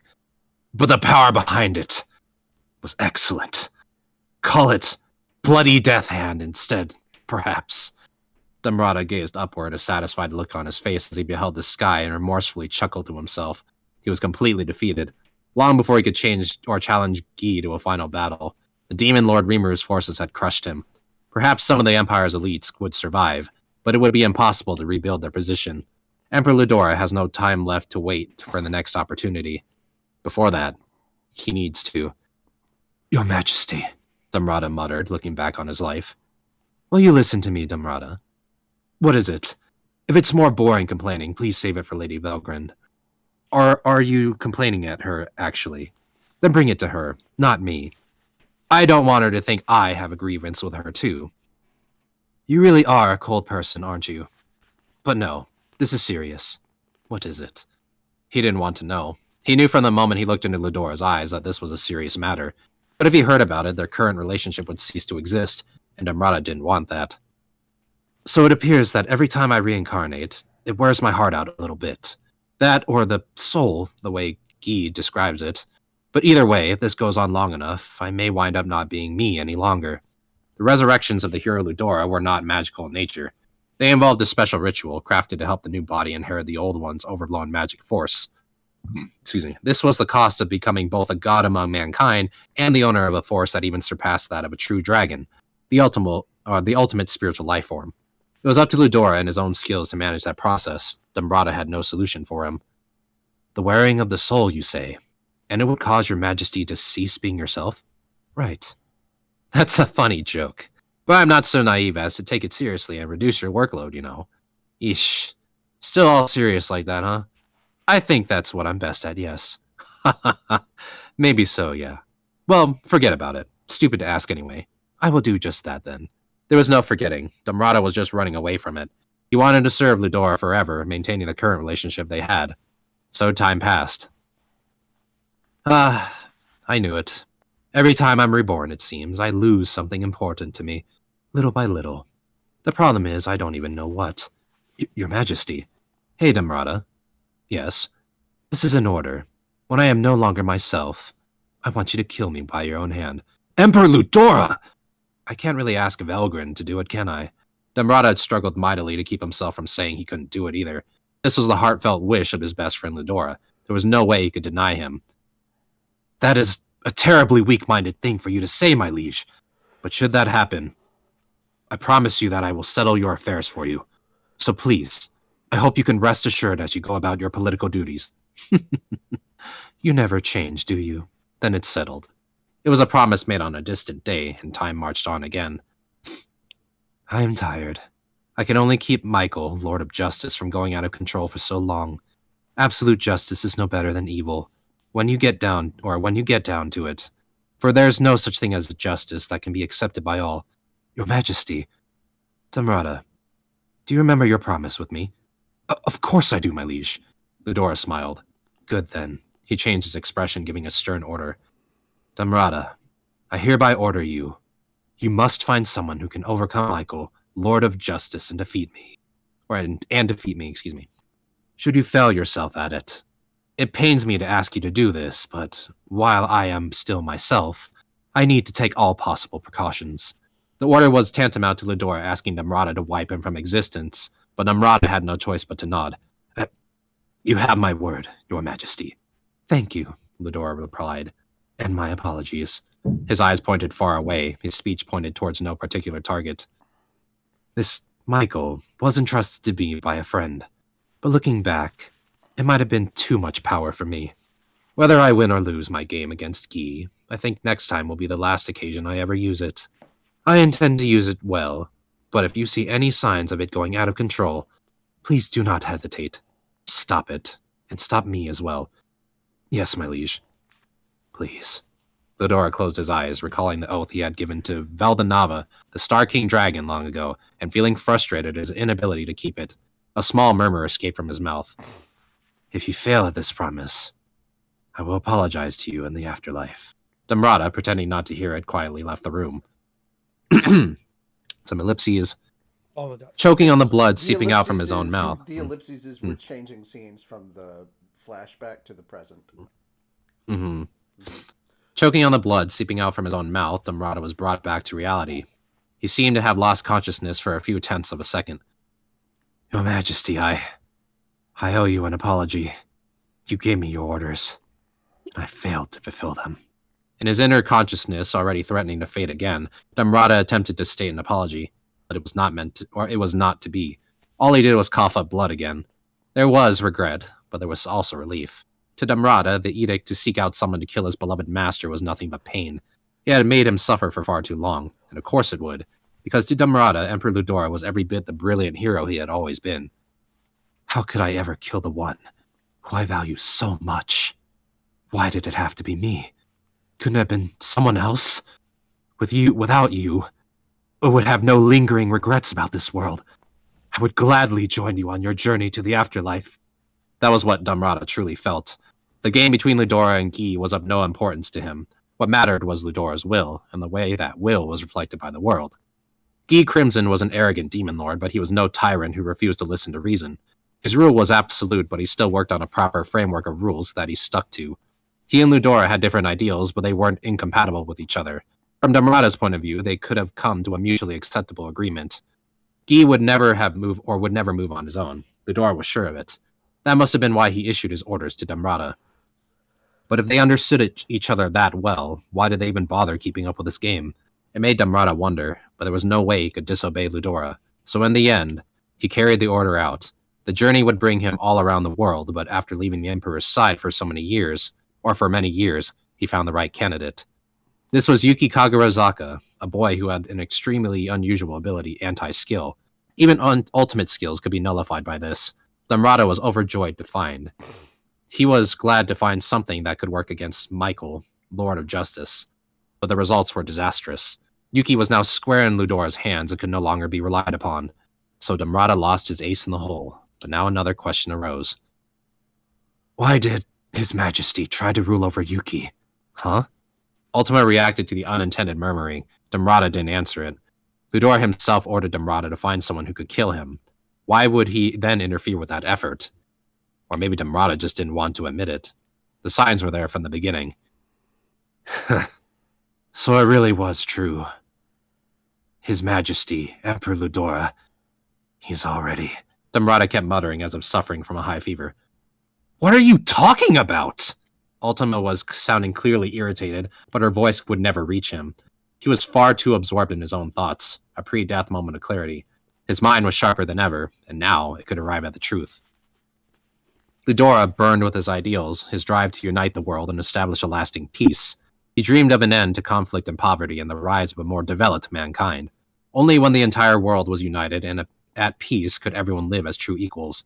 Believing this, Ludora set out to establish a united nation. He believed humans have the innate ability to understand each other, and from the bottom of his heart, he knew they could all unite under one will to create a better world. So he became a hero serving all mankind, facing great hardship as he did. He never stopped pursuing his struggle, hoping it would bring about smiles to the faces of as many people as possible. And Damrata loved him for it. But even now, Ludora's ideals had ended while they were still a dream. He himself had changed too much before the day that dream came true. The ideals we pursued were crushed long ago. Damrata finally had to admit it. It wrapped his mind in sadness. Are you crying? Yes. Because you're afraid to die? No. I promise. Your promise? Yes. Inescapable death had Damrata in its hands, refusing to let go. He could accept that much as inevitable, yet the one thing he couldn't stand was not being able to keep his promise to Ludora. But if Ludora's original will was long gone, then who really was Ludora now? There was just one answer. It was the ultimate skill, Michael, Lord of Justice, unchanged from when Veldanava, the Star King Dragon, gave it to him. Damrata needed to carry out Ludora's orders before his spirit fully collapsed, but his life was running out before that could ever happen.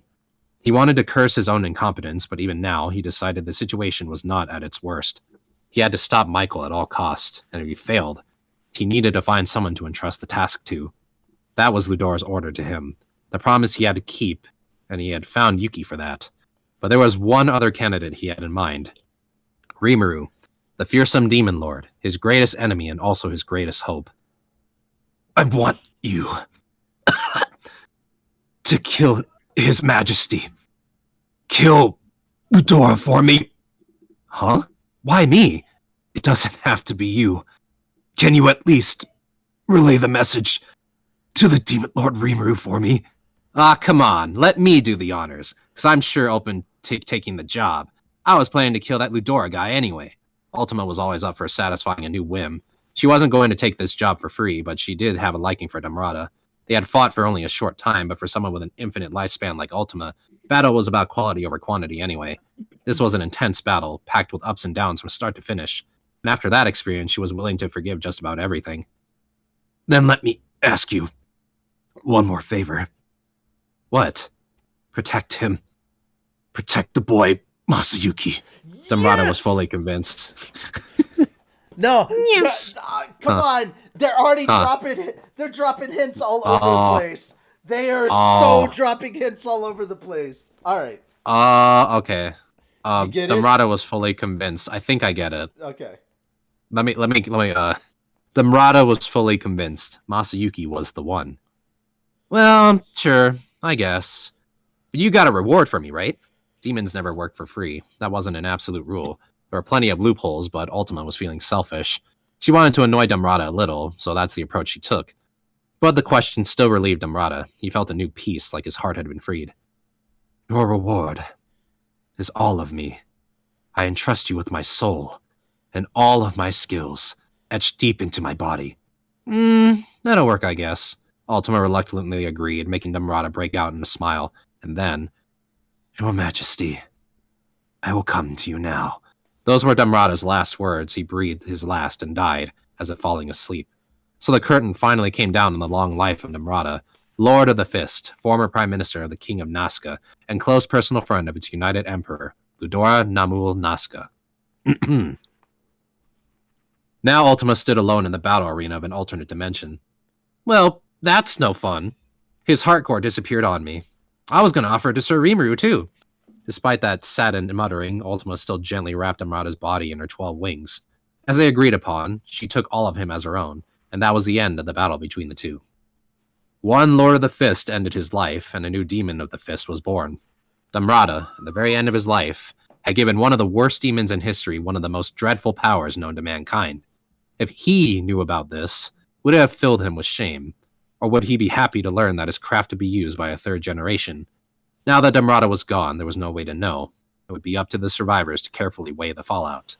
Holy shit, guys. Okay, so a couple of really interesting things happened there. We finally got to the part I was waiting on. The backstory about Ludora and what's going on with him. Number 2, Ultima just inherited all the skills and abilities that Damrata had, making her a veritable martial arts master now. So if she didn't do enough growing during the fight, boy, she just got a whole bunch of it after because she just learned a shit ton of skills. Now, I just keep realized in mind, skills are not arts. There's a difference between those two. Did she just become? Did she just do a Kirby? In a way, yeah. Yeah. I mean, or more apt to this, she did a Rimuru. Yeah, okay, that's fair. Which is also like doing a Kirby. Well, no, Anyway. okay. And Yeah. third, if he is asking her to protect Masayuki, Mm-hmm. and they've already talked about how Masayuki is basically a spitting image of the Emperor. Huh. What's going on there? I told you guys, they're dropping hints. I think I'm right, understanding. I think I'm understanding it. Yeah. Something's up. There's more than just a clone or something going Here's on the thing. here. Yuki straight up said that he was protecting Masayuki, right? But he was doing it under Damrata's orders. So Damrata has been having Masayuki be protected this entire time. And then we find out that he looks exactly like Ludora. What's going on? The fuck is going on here? That's the fun mystery. That's the fun mystery. Yeah. I think I'm starting to put together the pieces, but Oh yeah, it's all starting to come together. yeah. Well, all I'm doing is taking the stuff that we've already talked about or has already been brought up, and since it's been a while, since we do this weekly, and some of this information is like a month old, I'm just bringing it back to the center. Hey guys, here are all these pieces that we're talking about. Let's see if we can put the puzzle together. You know, just it's not theory crafting; it's taking what already exists and figuring some shit out. Now I know there's gotta be like a dormant part of Ludora in him. Then. I know, but the audience can speculate. That's what makes this fun. All right, we got 9 minutes. Please continue. Okay. Yeah, no problem. Well, I suppose I'll be dealing with you then. Gara made the announcement to Kondo, standing in the center of the arena. Kondo's eyebrows twitched as he silently placed a hand on his sword. He didn't answer Gara, but instead glanced over at Carrera. Don't worry, I'll serve as an observer. Don't make me laugh, as if I could ever trust you. Kondo finally opened his mouth. His words were scathing. If they were both his enemy anyway, he was saying, they might as well both tackle him at the same time. But Carrera was unaffected. No, maybe not, I suppose. I don't see 2-on-1 as a coward move, and nobody's gonna go easy on you here. This time, though, it's what Agera wished for. So please, don't worry about me. Enjoy yourselves. Having had her say, she sat down atop the stone wall around the arena. Like this was no longer any of her business. Kondo shrugged. What a farce. But I respect your spirit, at least. Then he drew his military sword and faced up to Agera. My thanks. Now let's get down to... Agera was interrupted by a hollow bang. He fell to the ground, clutching his chest. You! Carrera, closing the distance in an instant, flew in between the pair. Kondo's sword, which was even now about to descend upon Agera's head, was stopped by her blade. You were fast enough at this speed. Kondo was still smoking Nambu's semi-automatic handgun in his left hand, and his military-issue sword in the right, looked straight at Carrera. You thought I would, didn't I? Oh, sorry. You thought I would, wouldn't I? If you were serious about your business, Agera would have been destroyed. Am I wrong? Kondo had never explicitly stated that he would accept a match with Agera. It was Agera's fault for failing to confirm his intentions. Besides, he made far too feeble an attempt to truly finish him off. Something Carrera, who parried his blade, innately understood. Someone as strong as Kondo would never have lost in a head-on battle against Agera. If it were fought with swords alone, maybe they could have had a lively pitched battle, but even so, Kondo's victory was unassailable. But Kondo opted for a surprise attack instead because he knew Carrera was waiting in the wings. It would be ridiculous to ever trust the words of a demon, and even more foolish to heed the words of a demon. That was the ironclad rule of warfare. Eliminate all the uncertainties that you can. I don't know what you're talking about. I don't have all day, you know. I don't have to put up with your farcical nonsense. Kondo sniffed at Carrera, as if this was all below his standards. Well, if you say so, but if you're interested, I could serve as your next opponent. That sword. Kondo pointed at Carrera's blade. It had been cracked by the blow, and Carrera herself knew a few more good blows would break it entirely. Oh, of course not. I can replace it, but I have something better than that. I think you know what I'm talking about. Or I think you know what I'm talking about, Agera? Of course. A pity that I could not cross swords with a practitioner from my own school. But this, too, is following my teachings. I have no reason to complain. But I cannot say I like how you disarmed me with such obvious disdain. Agera stood up as he spoke. The hole in his chest was already closed. Kondo had shot him with an eraser bullet, which absorbs and eliminates the target's energy equivalent amount of magic force imbued in it. If it had been a necrosis bullet, Agera would have great difficulty standing up right now. As Carrera correctly guessed, and as Agera realized now, Kondo clearly didn't give him his best effort, but it meant Agera could still fight. Blade, transform! He transformed into a sword, and needless to say, it was Carrera who took it up. Her magic force filled Agera, refilling his lost energy. The blade shone, indicating that Agera's spiritual force was back to full. A foolish move. Only let you off the hook because you lived by the sword, much as myself. My kind love to fight, all right. That exact method is none of your business. I see. Oh, the exact Well, that's not method, important the now. Exact method. Oh, sorry. The exact method is none of your business. I see. Well, it's not important now. That person committed the unforgivable sin of deceiving our school's founder, and I will do everything in my power to make you pay. Kondo, Carrera, was just as guilty as for holding Agera in her hands. The hostility was clear in his voice as he took his stance. About an hour into the fight, Carrera was on her knees. Kondo was strong, unbelievably so, truly a master. To Carrera, he was a monster beyond imagination, and she knew she was good, but she now understood that there was always someone better out there. She might not have been able to defeat Diablo, but she knew that she'd never lose to anyone else. But Zegian had little trouble dispatching her, and during this war, she put up a pathetic performance against Velgrind, so she wasn't surprised that Kondo was making quick work of her. In fact, she was thrilled by it. Carrera rolled on the ground, putting some distance between herself and Kondo. Then she stood up, her sword pointed straight ahead. Not bad. Agera praised my sword skills a lot, but I sure can't hold a candle to you. Silence. It gets on my nerves, considering you've been fending me off by sheer force alone. Kondo, too, had an ominous feeling about Carrera's fighting sense. Now was no time for pussyfooting around, so he had gone all out from the beginning. Not just with his sword strikes, but with a generous amount of the ultimate skill Sandalphon, Lord of Judgment, sprinkled in. But he still couldn't fully finish off Carrera, something he inwardly found both amazing and horrifying. They had both recognized each other as worthy opponents by now, and from there, the battle raged even more fiercely. Carrera struck Kondo with a forceful blow, blocking his attempted slash. Kondo lightly parried the move, aiming at Carrera with the gun in his right hand. Loaded inside was a dispel bullet, built to disable the target's magic, and what Carrera did next explained why Kondo felt the need to fire it. Without a moment of spellcasting time, a gravitational force field was built around the arena. Kondo had chided Carrera as nothing but brute strength a moment ago, but instead of taking that to heart, she just tapped her strength even more. This invocation wouldn't affect her at all, but it would do a great deal to slow Kondo's movements, or so she hoped. Anticipating this, Kondo chose to counteract it with a dispel bullet.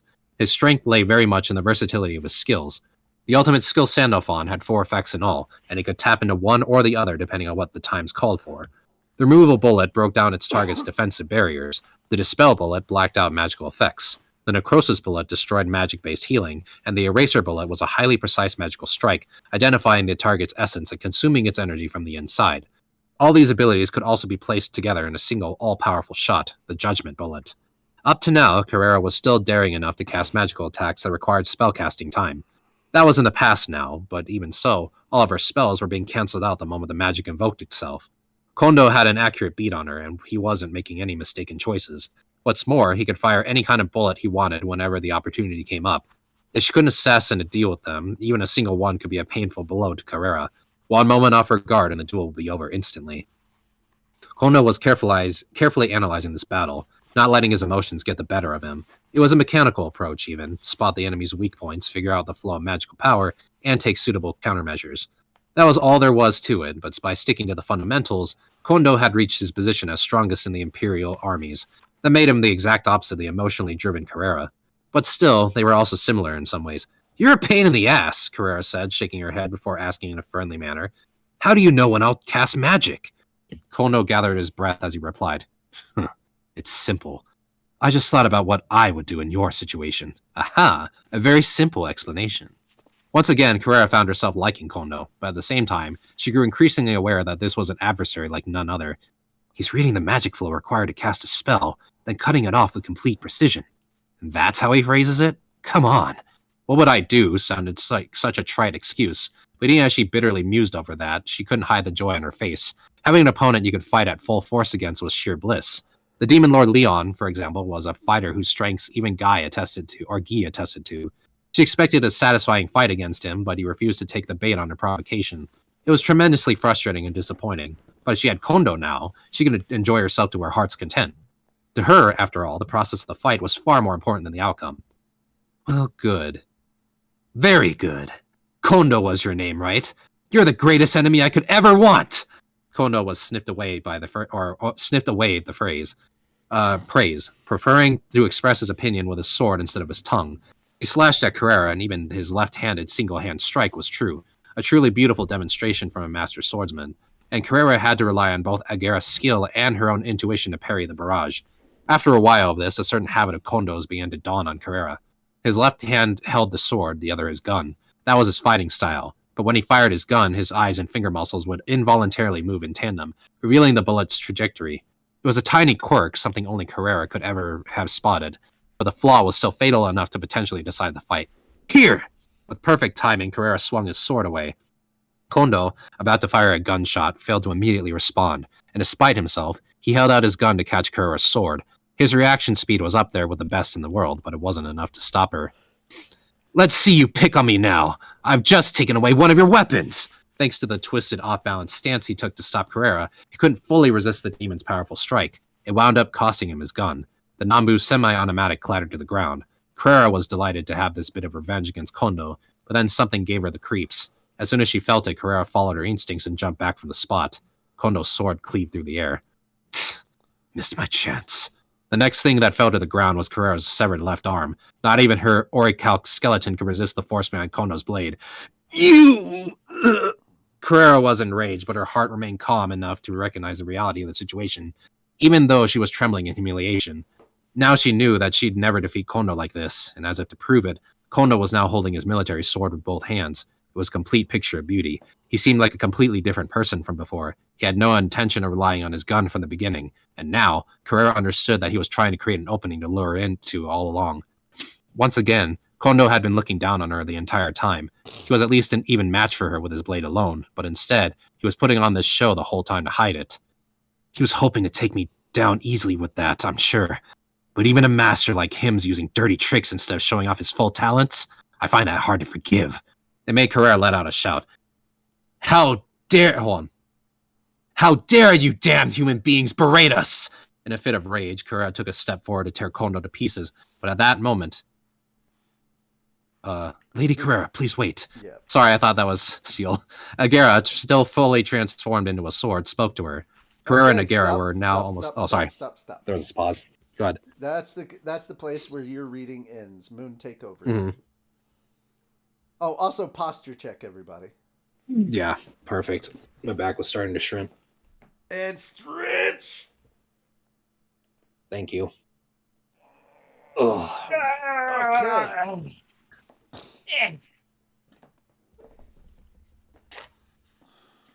Okay. Stretchy.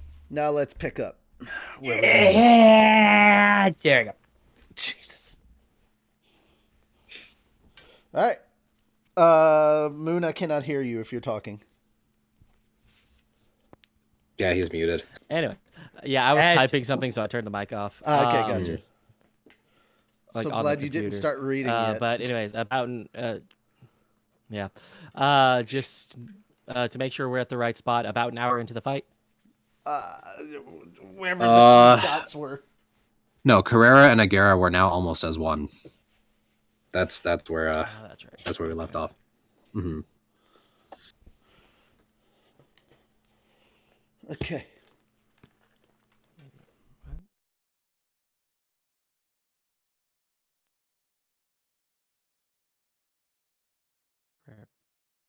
Fallen. No. So I don't last, have dots there. Yep. Yeah, Oh, I don't okay. have dots there. Yeah, it's That's why it's I have after problem the- finding it. yeah, it's a space. Yeah, There's I no got it. dot. Carrera and Agrera. Agera. Agrera. Carrera and Agera were now almost as Agera. one, connected by thought communication. By thought communication, of course, so it was possible for them to talk to each other through their minds. So, in a field of consciousness stretched 1,000,000 times over by Carrera's ability, their conversation began. What is it, Agera? I'm busy right now. You know? Get in my way and I'll kill you too. Calm down, Lady Carrera. Losing your cool is exactly what Kondo wants from you. I know that, but he made me out to be a fool, you know. Me, an overlord. How could I ever forgive that? Agara's chief role lately had been to stop Carrera before she got carried away, but he had never seen her this angry before. He hadn't, but if he didn't take measures right now, Carrera's defeat was inevitable. So, as earnestly as he could, he tried to persuade her. Listen to me, Kondo hadn't been relying on his sword since the beginning, and not because he thought little of you either. Why is that? He's clearly belittling me. No, he's not. In fact, it is quite the opposite. Huh? He recognizes you as a threat, Lady Carrera, and that's why he's trying to conceal his hand. Not everyone is born innately strong like you. Do you understand me? And it is a natural thing for any warrior to consider all dual measures against a strong enemy. So what you're saying? He recognizes me as a stronger fighter then. Yes, exactly. Agara made the strongest argument he could. Kondo had fully mastered a complete style, making it his own, but he had still basically inherited Agara's style. He was serious about his craft, no doubt, but that was why he didn't break it out from the beginning, only choosing to do so now. The slight opening he revealed when firing his gun must have been caused by his nerve-wracking training. The only reason he went with that move now was that he decided Carrera was formidable enough to take the risk against. He never would have tried anything so tricky otherwise. I see. You have a good point, yes. After careful persuasion, Carrera finally saw things Agara's way. He breathed a sigh of relief. I'm sorry to worry you, Agara. I feel like my eyes have been opened. I'm glad to hear that. Here, let me promise you that I won't make you worry any longer, all right? With that declaration, Carrera turned toward Kondo again. Then, out of nowhere, she struck herself in the face with the back of her fist.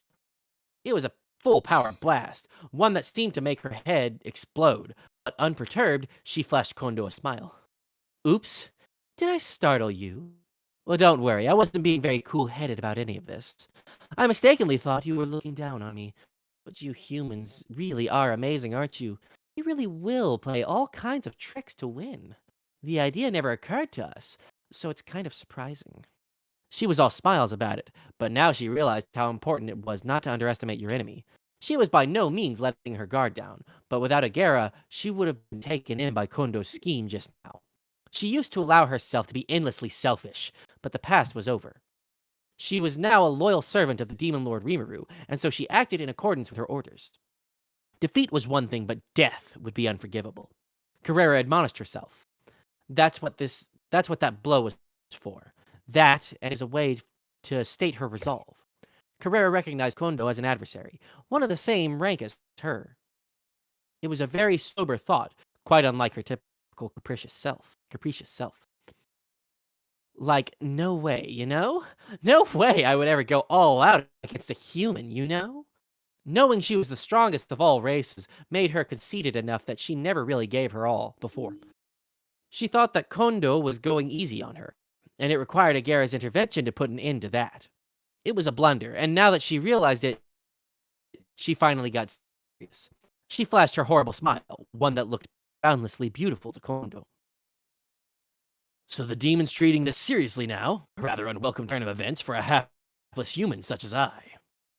For the first time in the encounter, his expression changed. He now saw Carrera as a worthy enemy. Very well. I too will take this seriously. With that declaration, Kondo put on his armor. For the first time. It wasn't a uniform manifested by the power of his will, but a spiritual outfit of pure white, a god-class piece given to him by Laura. It was modeled after the ceremonial uniform of the old Imperial Japanese Navy, and while it didn't make Kondo look all that different, the aura he presented seemed like something else entirely. To Kondo, this uniform was also the garment he would have been buried in, as a lieutenant. He vowed to carry the guilt of all the men he had let die. He wanted to hold that resolve close to his heart, and so he decided to fight in this. Looking at him, Carrera released the full extent of her magical force and reintroduced herself. I am Carrera, Menace Lord and faithful servant of the Demon Lord Sir Rimuru. By my pride, I swear I will kill you. I am Tatsuyo Kondo, former lieutenant of the Imperial Japanese Navy and current commander of the Imperial Guardians. And I hereby accept your challenge. The two warriors stared each other down, quietly building up their power. Now the real battle would begin. Carrera picked up the fallen left arm, lightly putting it against her stump.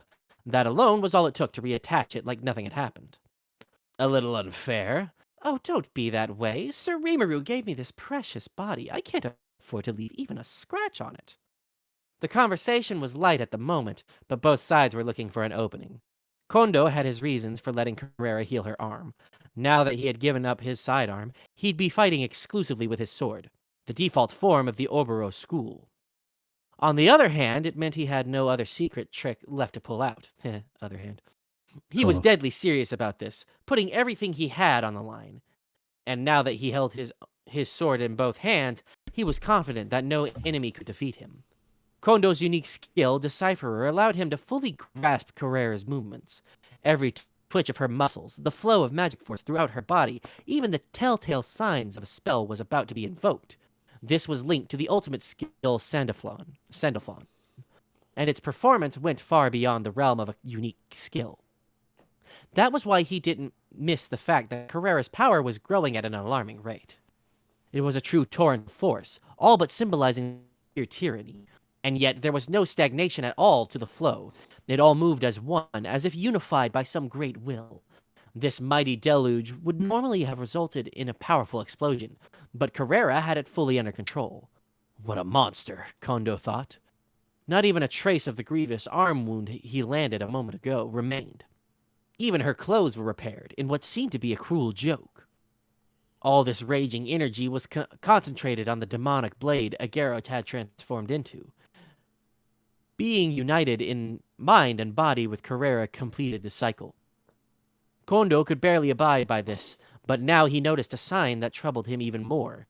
Astoundingly, in the very center of Carrera's magic, a fearsome crystal of power was about to be born. Kondo had an idea of what it was. He himself had one, so he knew it was something seen when a living mind was materialized. I knew it. She's trying to obtain an ultimate skill. The moment he realized it, Kondo went on the move. He needed to eliminate this enemy at once, no matter how powerful she was. That was why he put on his ceremonial uniform, a symbol of his dedication. There was no room for defeat. He must win, by fair means or foul, and only through victory would right and wrong be decided. Kondo continued to inspect Carrera as he finished his preparations.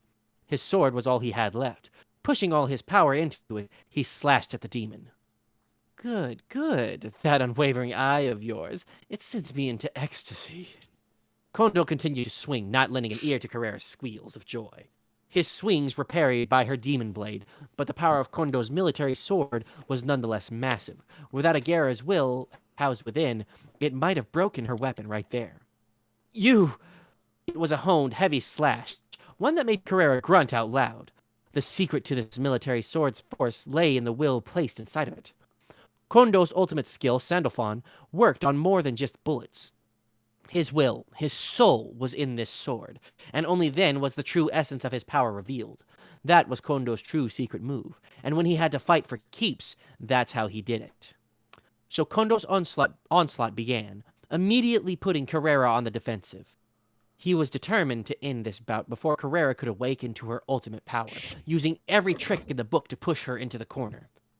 Even when she manipulated her sheer violence to fire off an attack of ponderous force, Kondo deflected it all without so much as blinking. Kondo clearly had the advantage in fighting technique. The only reason why this match kept going was because of Carrera's huge magicule count, not to mention the skills of Agera on top of that. Without both, Carrera would have been annihilated long ago. Even now, a slash imbued with the power of an eraser bullet cut through Carrera's left side. She had taken many of these slashes to her limbs already, but since they had a necrosis effect applied to them, they were wreaking havoc on her magic vessels. Wreaking havoc on her magic vessels. Even her link with Agera was now being affected. Carrera bared her teeth as she stared at Kondo. It was a bad idea. However strong he was, she thought she could handle him if she put her mind to it. But Kondo wouldn't be that easy on her. Even with Agera's aid, he was superhuman, more than enough to more than enough so to outclass Carrera. This damned human, awakened to saint or not, how can a mere human corner me like this? Despite her disappointment in herself, Carrera put her right hand on her left side, which was cut open and leaking magic force. She tried to heal it, but her magic vessels were too out of control for it to work well.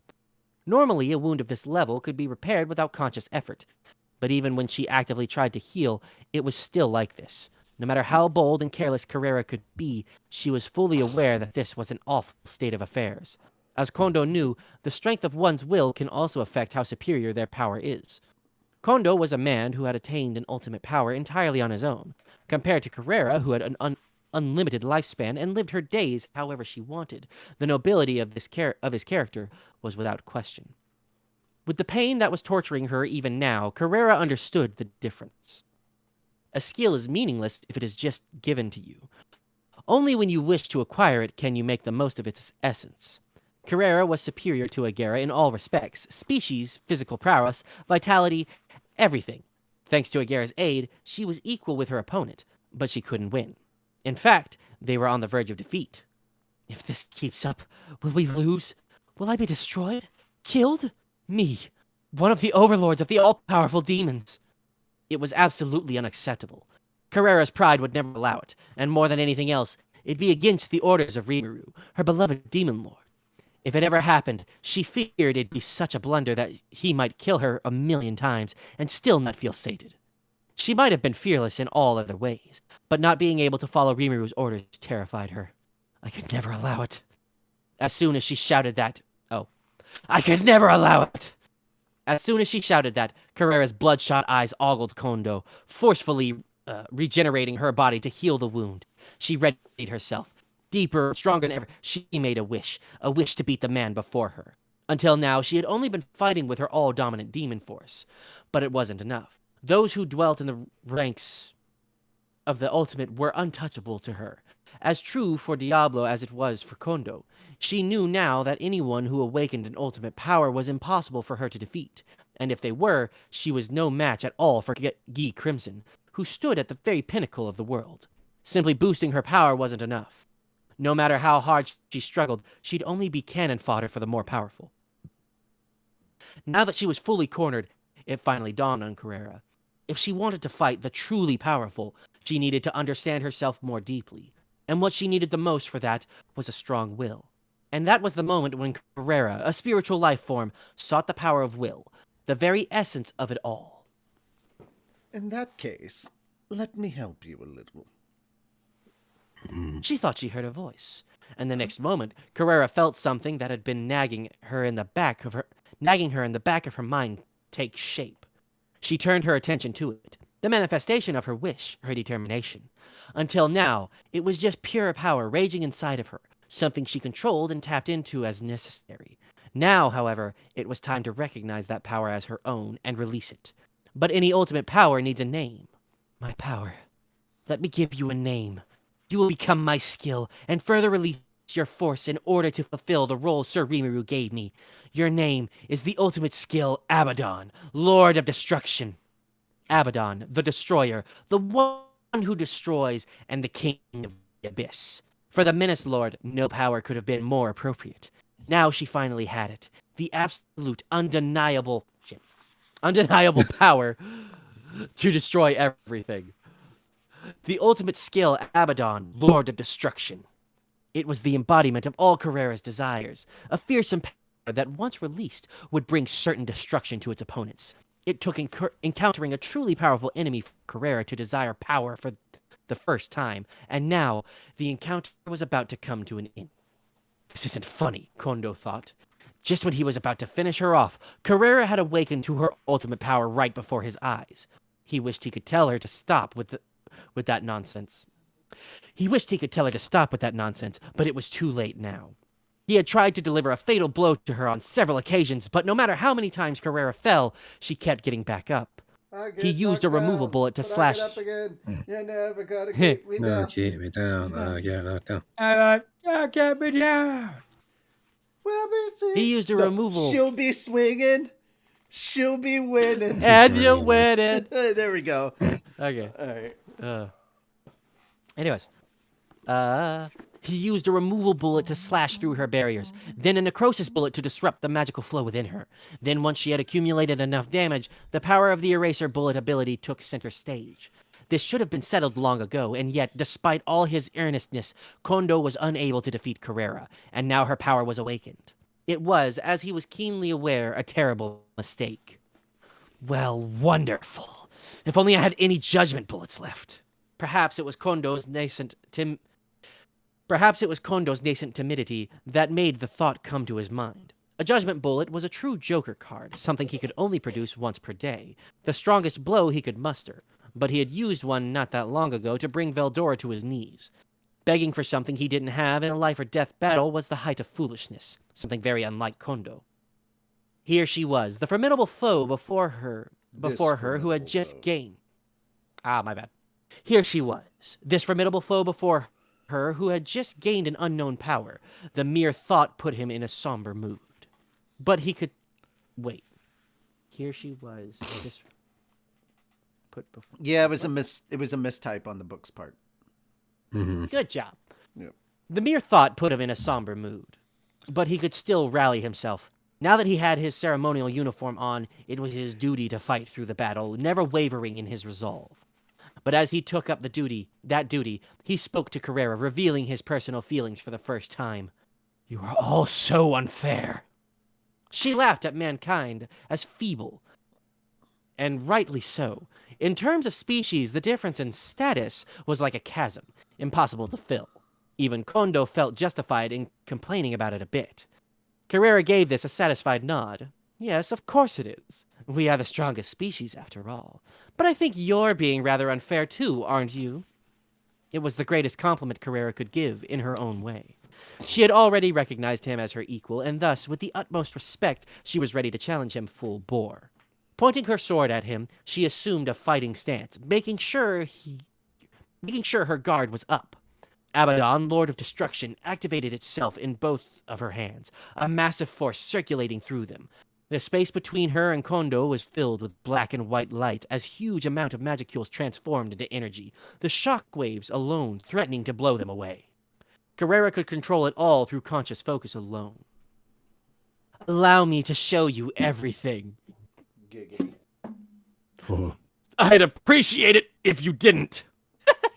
Don't be such a stick in the mud. I have recognized you as my equal, and I will show you the best magic I've got. I'm sorry, that made me laugh because that's something I say a lot. Yeah, I'd appreciate it if you didn't. I appreciate it. If you like an abridged, I Coming from appreciate him it. too, love he's like, that. Am Oh am my I the only one who's God. thinking Carrera's kind of like Moon's Carrera's kind of reminding me of Frieza right now? yeah, a little bit. Yeah, but It's like, now it's time for me to Carrera show was a- you my full force. Oh, thank God! I thought he meant penis. I don't even know. I don't even know how to reproduce actually. So there you go. Well, how'd your dad But do it? Carrera was a demon who cared very little about the feelings of other people. That gave the demon lord Leon a hard time as well. Although Carrera was just playing around at the time, it was a nasty thing to think. But from Kondo's point of view, Leon had it easy. He didn't have to deal with Carrera when she was truly serious, but Kondo did. Among the 4 Devil Lords, including Diablo, Carrera now boasted the largest magicule count. She hadn't been able to fully control it before, but with Abaddon, the shortcoming was a thing of the past. The current Carrera, in fact, could manipulate magic to an extent that rivaled Velgrund. Let me grant you perdition. Vanish before me! Abyss! Annihilation! This was an ultimate magic, surpassing even gravity collapse. The greatest and most powerful attack magic, and Carrera's ideals in action. It worked by adding matter from the lowest of hellish abysses into a collapsed gravitational force field, generating an unfathomable torrent of extreme energy. It was needless to say, extremely difficult to even point this energy at something, much less control it. It wasn't even meant to be invoked while standing on a planetary surface, but Carrera didn't hesitate to whip it out. One mistake controlling it could wipe out an entire planet. I fact. knew She these had never children could successfully not hear pulled it that off. word and not giggle. You fucking kids. I'm proud of you. No, I said teehee. I did not Thank you. laugh. I said the thing that would make me No, laugh. That's different. that counts. That counts. I said ho, so that counts. It's Exactly, enough. It yeah, is it enough counts. of a laugh. Come on. It is enough. It is enough. It counts. You're all sick bastards. I'm proud of you. You are correct. Yeah. And also, congratulations, Carrera, on having the biggest schmeat in the show. All right. I want you Very to good. I want you to like move ahead just a few pages to the picture and see the little girl that you just told had the biggest schmeat in the whole thing. Congratulations. Yep. Doesn't feel Yeah. right. Reminded of a certain other series. Yeah. Keep it we don't need to worry about that. keep it to yourself and keep it in your pants. Mm. Okay. Fuck, where was I? Practice session. No. Okay. She had never successfully pulled it off during her practice sessions in the underworld, and this was the first time she ever tried it in the material world. It had never worked before, but she still didn't hesitate. If the other demonesses were here, they would have stopped her at any cost, but Carrera wasn't about to be held down now. Agera was there, but telling Carrera to quit now would have been far too much to ask. If anything, the most frightened person in the arena was Agera, not Kondo, because he knew exactly how dangerous this magic was. Kondo, meanwhile, detected the danger once Carrera began to invoke the skill, deploying Sandalphon before she made her final declaration. That quick assessment was Kondo's forte, but this time he had messed with the wrong opponent. Abyss Annihilation was an extremely large spell, one that could only work using Carrera's absurd magic force, and its range was just as gigantic. If this weren't another dimension, there was no telling how much damage it would cause. Kondo wondered if it could even destroy this entire dimension. If so, and if it was aimed at him like it was now, anything in the line of fire would be obliterated. That was Kondo's conclusion. And if this dimension was destroyed, it could even harm Emperor Ludora. His defenses were sound enough, yes, but this was an unprecedented attack. And that wasn't all. Now Kondo became aware of an even more troubling fact. Looking at Carrera's posture, even this vicious magic was just a decoy. Should he somehow survive this, he would likely then be struck by her real ace in the hole, a downward slash from her demon blade. If so, there was no way to counter it. The only way to survive was to brave every sacrifice and outslash the enemy. So Kondo made up his mind. Sheathing his beloved sword, he waited for the moment to come. Then, as soon as Carrera activated her magic, he made his move. Risking it all, he drew his sword. Multi-layered Blossom Flash! And then, right there, he reproduced the technique that Hakuro had shown him. The power imbued into it was that of a judgment bullet, one he was only allowed to use once per day. But he had to exceed the limit here, or else only destruction awaited. So he gambled on his own potential, firmly believing he could do it. The power of the soul shone brightly in the arena. Did it belong to Kondo or to Carrera? That would remain forever unknown, but one thing was clear. Both sides were giving everything that they had. Kondo's blade slashed through the torrent of frantic energy generated by Abyss Annihilation. It made Carrera's eyes widen, but there was a smile on her lips. Intense pain racked his body. Even the god-class ceremonial robe, the best protection he could hope for, was unable to resist the power of destruction. But he didn't let this intimidate him. His faith unwavering, he aimed at Carrera's head and unleashed the 8 blossom slashes. That gave Hakuro's move its name. Carrera went above him. Nice try. Now let me show you my greatest technique, for I have made Agera's experience my own. It was both spoken and not spoken. In a single moment of time, Carrera had communicated her will to Kondo, in the form of 100 sword flashes, all transcending his speech. This was the move Crestwater 100-Flower Bloom, and its unbearable violence promptly shattered Kondo's sword, and immediately after, Carrera's final blow made a diagonal slash across his body. Kondo could feel the strength draining from his entire body. He had exceeded his limits long ago, and knowing this, he closed his eyes and fell on his back. The end of his life was near. How incomplete. He laughed at himself as he thought this. In the end, he could do nothing, neither protect his nation, nor keep his promise to Ludora. Be my friend, Tetsuya. I couldn't even keep my promise to you.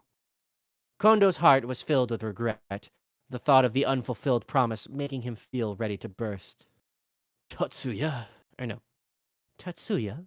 may I ask you a favor? Yes, anything. I will do whatever I can to help you to help as a friend. Right. I wanted to return the favor. I wanted to thank Ludora for calling me a friend, for giving me a reason to live in this world. But even so, that wish was such a cruel one. Wait a minute. Oh, I read that wrong. Shit. Yeah, so that's Yeah. long ago. Right. I think that's what I Kondo wanted says. to- Yeah. Yeah. Sorry. Right. I wanted to return the favor. I Stop. wanted to You thank don't have Ludora time for to go calling me back and redo this dialogue. Shit. Okay. See? See? Okay. Hmm. Yeah, I gotcha. Long ago, I asked Damrata for a favor. I told him that should I ever lose deals, I wanted him, my friend, to stop me. But I've now lived far too long, and Damrata is too kind a person to take my life with his own hands. I truly regret asking him for such a terrible favor. So, Tatsuya, I know you will be able to reason through it calmly. You will be able to kill me, won't you? So please, you must interfere with Damrata's efforts to stop me with your own hands. All right. He didn't want to. Stop. Sonic, you're taking Okay. over. All right. Cool, I gotta pee. Mm. He didn't want to. He wanted Ludora to live as much as anyone.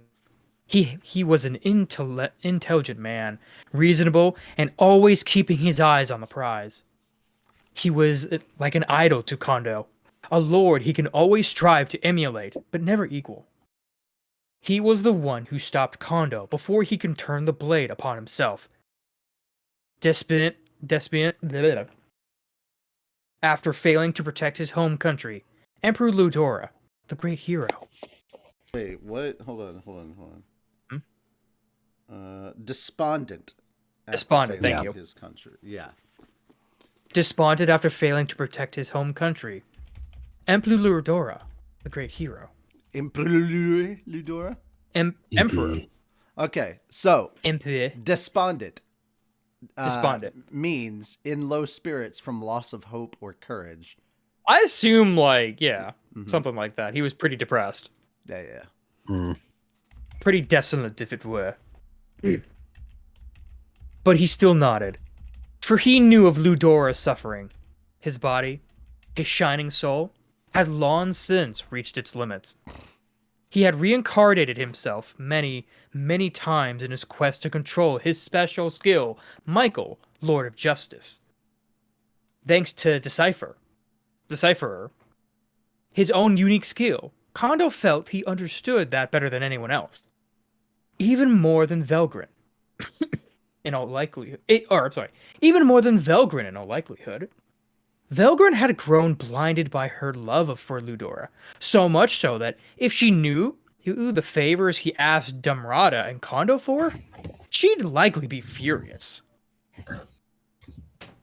In a sense, it was only natural that Ludora would ask this favor of Kondo.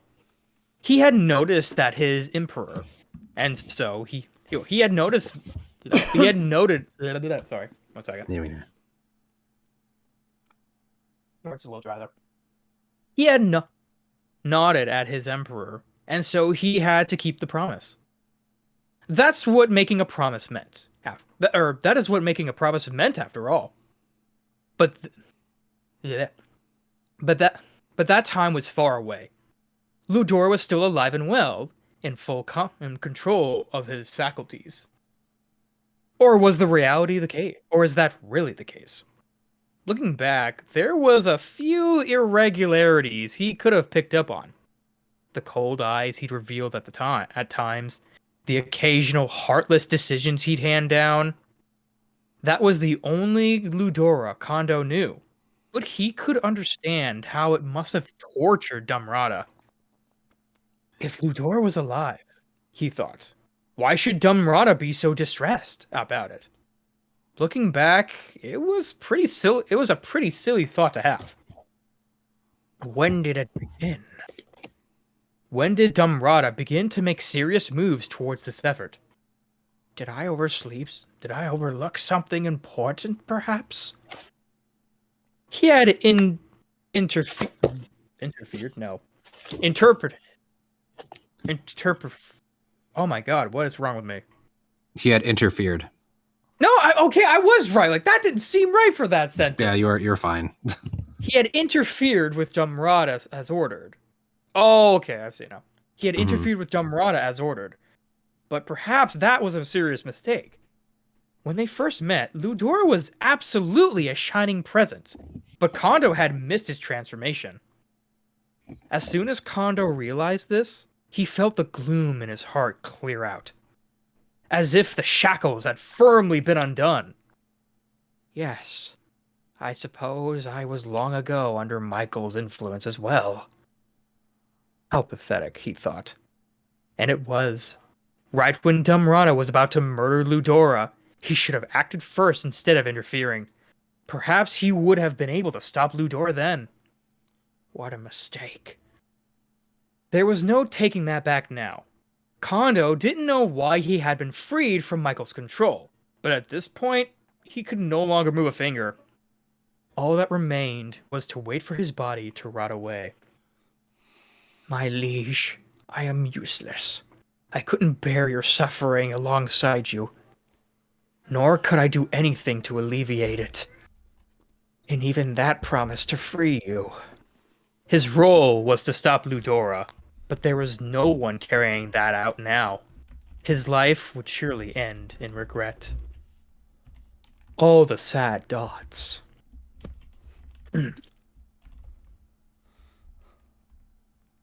Hey, why are you sleeping down there? Let's keep going. He heard a voice speaking to him, rousing him from his sleep. Opening his eyes a little, he saw his enemy, the one who fought him to the death, pouting and looking straight at him. She was a demon with shining blonde hair and a dazzling smile, truly beautiful. Don't be ridiculous. I am already near death. There's no way I could fight. Huh? But we haven't settled this yet. You can't do that.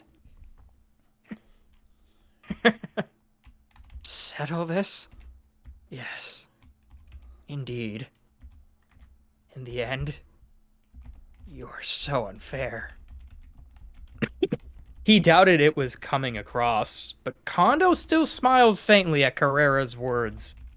Carrera herself would already be out of energy, just a few steps away from losing her physical body, and the thought made him smile. He tried to lift his body up and failed. It was so shameful. So, I can't do anything after all. And meanwhile, the demon before him was so free, so pure. I truly do envy you. It was an honest, sincere thought. It drove Kondo to say things he didn't even understand the meaning of. I have a favor. Use my gun to kill His Majesty. He was about to entrust his one and only role to his mortal enemy. What am I doing? What a stupid thing to ask the demon I was just fighting against. The wishes of the defeated were doomed to always be laughed at. He truly thought so, but for some reason, he still said it. So Carrera picked up the Naboo semi-automatic on the ground. You mean this? I'm sorry, the broken. what? She picked I think Nambu? he said the Nambu? Nambu. Nambu. Because it sounded like you Nambu. said the Naboo semi-automatic. I'm like, wait a minute. Yeah, we're part of not me crossing heard that Star too. Wars and slime together here. No, I said You Nambu. were you were kind of doing a little bit of your Emperor's voice in the for Kondo. Nambu. Just a little bit. Look, just a little because bit. it's your Nambu. home world, Naboo. Okay. just because it's your home world doesn't mean you have to put it in everything. Look, the Yeah. Naboo semi-automatic pistol was made on Naboo. That's why it's named that. No, it wasn't. Is that what you wanted me to say? No, Yeah. we all know You your thought I favorite understood weapon is the the word I E11 really did? blaster. Anyway. Yes. Yes. It probably is. Oh yeah, it probably is. Kondo thought as his consciousness stated. Perhaps asking for this witch was a little naive of him. No demon would be that kind to him. That's the harsh reality of it, and Kondo knew it well. He was fading fast. He had become a saint, but he was still a human being. If his soul was broken, revival would be impossible. Carrera's blows had inflicted a fatal wound on him, and he could tell he was disintegrating from the far edges inward. By now, reversal was impossible. So you're going to give up just because you broke your toy here? After all the stuff you put me through, that's pretty weak. It was such a nice battle, too. What a disappointment. Carrera, his former enemy, was giving him encouragement. He didn't expect that. So, with his last ounce of energy, he smiled bitterly. Fired? Smire. Yeah. Smiled bitterly. Yeah. I know I said it right. Man. Sure. Yes. Hilarious. My own worthlessness is but a joke. With that, he tried to let go of his consciousness. But... Wait! Don't go on me! Don't go on me yet! Maybe I'm willing to kill this emperor for you, huh? Maybe I'm willing to kill this emperor for you, huh? Ugh! You're so slow on the uptake! What do I get out of it? Everyone knows that if you want a demon to work with you, you need an agreement. Carrera, by her nature, was not at all the type of demon you can negotiate with. But for some reason, she felt like doing Kondo a favor. That didn't mean she'd do it for free, though. Kondo couldn't help but smile at the frustrated Carrera. It was growing more amusing by the moment. This devil, his enemy, acting all shy and confused. It was soothing. You will get everything I have. Even my soul. So please. The words were no longer audible. Kondo opened his eyes, and with the last of his strength, and gave... Oh, I'm gonna redo that. Kondo opened his eyes with the last of his strength, and gave Carrera an iron-willed look. Believing in a demon was beyond laughable, but her beauty burned into his mind. He made a wish. Perhaps it was his own selfish delusions telling them she'd get the message. But even so, he placed his final hopes on it, if only to save himself from eternal disappointment. But the voiceless request reached Carrera. Your wish has been heard. By my name as Carrera, the Menace Lord, our contract is complete. Your wish shall be granted. Kondo smiled at these solemn words, moving his powerless hand towards Carrera by sheer force of will. His fingertips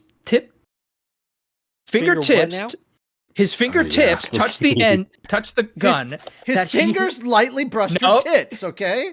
No, Oh, that's dear. no, we're not She was very acknowledging. beautiful. We're moving She on. looks a little too small We're for that, moving dude. on. Maybe don't. As many times, Moving on. as many times as you get to interrupt everybody else, Fingertips we're gonna touch have this the one. gun that Let's she talk had a- as no, sure. Let's talk about her fingertips. Broken. Let's talk about her fingertips real quickly. No, Where- fingertips. Where on the areola exactly did her fingertips land?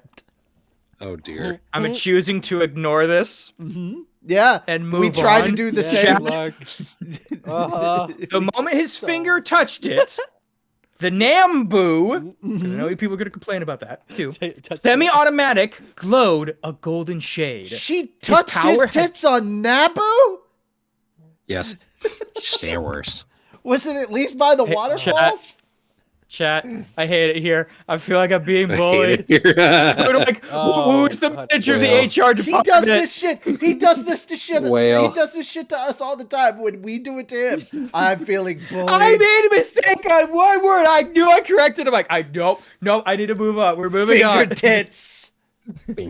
His power had transformed. Oh, were they And chicken fingers? this is a solemn moment, and you people Took a are picture. really getting for me. Oh, now you know I what can it feels dish it like to out. be me. I can't Yeah. take it. Yeah. There's a bit here. Here's right. Were they chicken fingers? Were they chicken finger tits? Yes. Yes. Yes. Well, that explains why they brushed up against the breast. Oh. We've Yeah, it gone was from all white sex meat. to food. Mm-hmm. It's an What do you easy mean? We transition. started at food. Hold on We a second. started at food. Hold on a second. No. Listen here, racist. What do you have against dark meat? What? The breasts Well. are white meat. Mm-hmm. Sure. Look, it's all good at the end of the day. You're gonna. Look, I you love might a want to good calm leg down. and thigh You- as much you as the might next wanna man. While you Calm guys down. get this out of your system, I'm gonna go to the bathroom real quick. You might want to calm down with that white meat kind of nonsense. You might get tarred and feathered. White here. schmeat. Oh my god. Do you have any idea the kind of crap I've been looking up about Girl Scouts for the last 10 minutes? Oh my god. It's probably Oh, good, so travesty you after haven't forgotten. controversy. Oh no, I've been writing it. Mm. Good. Oh god, I gotta read it. Oh, Mm. explains why you've been so quiet too. Mm. Mm. Ooh. So Sonic has gone. Should we continue? Or... Shanikish-gan. Shanikish You Garen. went- So let's went to go the back PP. to talking about her finger tits. You know, Ah, yes. Like, I'm sorry, but I hear that and I can only think of where like, on you know, the area- literal. Did he grab should- the breast? Was it the full breast? Was it just the nipple? I'm just gonna close the window. I hope he at least apologized. Trace I the- I don't trace think there was the any areolas? consent there. Yeah. Trace the air. What are we talking gave him a here? tickle. Oranges? Oranges? Melons? Is that really important? Yes! Jesus Christ. Apples? Oranges? Melons? You know, Melons. going off this picture, I'd say like. Fantastic. How's the rack? Oh, Peton. Flat as a board. Mm. She's Oh, Gargura man, no, in I think a board proportions. might look at her and get jealous. She does kind of look like Gargura in there. Wow, a board might look at her and get jealous. I'm That's back. something bad. All right. Sorry. You could. Yes, please Oh. continue on with your talk of the finger tits. Yes. Yes. Yes. Yeah. You could easily like Photoshop the trident in her hand and then color her just like Gargura. Like you Yeah, could I you could missed, see like, it, right? the You last- see Yeah. the no idea vision. What's going on? You see the vision. I'm for it. I'm for it. Let's go. Yeah. Yeah. Yeah. His power had transformed it, and it was reborn as a god-class weapon. And through it, Kondo's soul, not his bullet, whatever that was, His had bleh. passed over to yes, Come on. Carrera, to Carrera. Yeah. But it did not include his core, his heart core. Okay, I'm just processing that for a second. His core. Carrera expected this. The heart core of someone who had attained enlightenment and absolved himself of all sins could never be reborn, even if bound down. It was released from the wheels of reincarnation for good, and with no restrictions placed upon it. And then it would travel to the promised land, liberation. It made Carrera a little sad. This isn't funny. It's been a long time since I had an opponent with some actual backbone. And as she muttered that,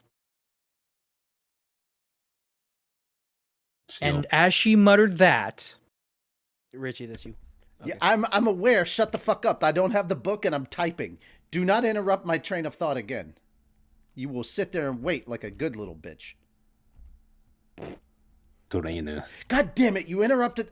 I had a line for Cosima in my head, now I've forgotten it. Fuck! did it involve pie or something? No. No. Okay.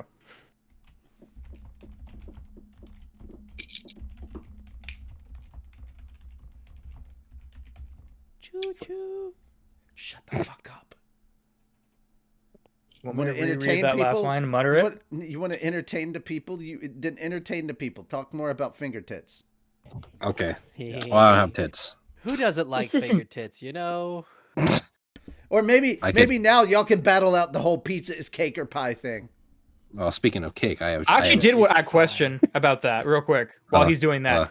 If you yes. make a cookie big enough, does that would you consider that a pie as well? So Duh. actually, kind of. And here's the reasoning why. See? I figured out how to formulate the freaking argument. You've cracked the Pizza code. is a pie Sheet. because shut up. Pizza shut is the a pie. pie because you have the pastry surrounding a filling. That is what makes a pie. Hmm. Because if you Stuffed think about crust, lemon maybe, meringue yeah. pie and key lime pie and pumpkin pie and pecan pie, all of that is a pastry surrounding a filling. Is it pecan Interesting. or pecan? It depends on your Shut up. It's I think it peckin'. just depends on where you come from. Peckin' pie. Sure, let's go with that. My That's favorite game not is the argument. Peckin' Peccan those 3. fingertips. I love Anyway, Jin Kazuya the from cheese Tekken on 3. top is Now- a topping for sure, Hold but on. pies can also have Hold on. toppings. All right, Good. good. Sonic, your rebuttal. Mm-hmm. You're a rebuttal. Come Come on, on, man. let's You see have that butt. your rebuttal on It's your why it's a rebuttal. cake and not a pie. Yeah. Which is not cake and which is a pie? I'm sorry. No, I'm no, like, no. what? Your rebuttal on pizza being a cake versus a pie. Mm-hmm. He Pizza argued the being a pie cake stance. He argued the pie. He made the pie argument. You must now make the cake argument. Why is pizza a cake? Listen, when you go to a kid's birthday party, what is one of the best things they ask for to accommodate cake as the dessert? What do they want for their meal, their actual meal?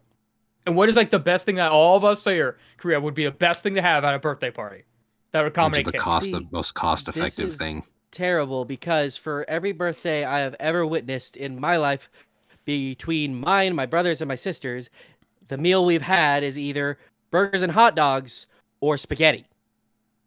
Really, for birthdays. Really? No pizza. You have a weird, Yes. You have a lot of weird birthdays then. Weird birthdays. I guess it's They just were normal preference. by me and my family standards. I'll give you so, ham. yeah. Actually, you know Well, what? I mean, actually, here's the thing. putting a I timeout on understand this, that for I'll do you it's lasagna. normal. I understand that for you it's normal because your family's abnormal. Sure. Yeah. But what is But related to spaghetti? But to answer your party, to answer your question, party? one is at a birthday party Yeah. and it's not pie, it's pizza, and therefore pizza is cake. That's No, an interesting because there's argument. Why cake is it and then there's general? pizza. I'd even Pizza argue. is a pie. Why do you think they call them pizza That is a terrible parties? argument I'm trying to think. because it's a party with a pizza. There you go. Part of it. And what also I've what gotta- also what okay, else here's the is thing. also synonymous with Sonic, parties? Sonic, I'm going to play devil's advocate here. Who here has been to a CC's? Mm, Have There's you one seen, close by. But Have you seen the baked apple pie pizzas? They have a crisscross crust on Oh, top. we can't show that. He just had an orgasm. Ugh. And then the Good. the chocolate pizza. that that's does a sound fuck- pretty good. That is the argument for pie right there. The apple pizza, Yeah. the cinnamon apple pizza, and the chocolate pizza, those Yeah. are advocates for pie. Yeah. No, I really want Yeah. to dissect the whole party thing. For one, the choice of what's to be eaten at any sort of party is by whoever hosts said party. Pizza is by far one of the easiest things to have at a party. Gee, I but you wonder could why very there's so easily many do birthday parties nachos, at a fucking chicken. Chuck E. Cheese.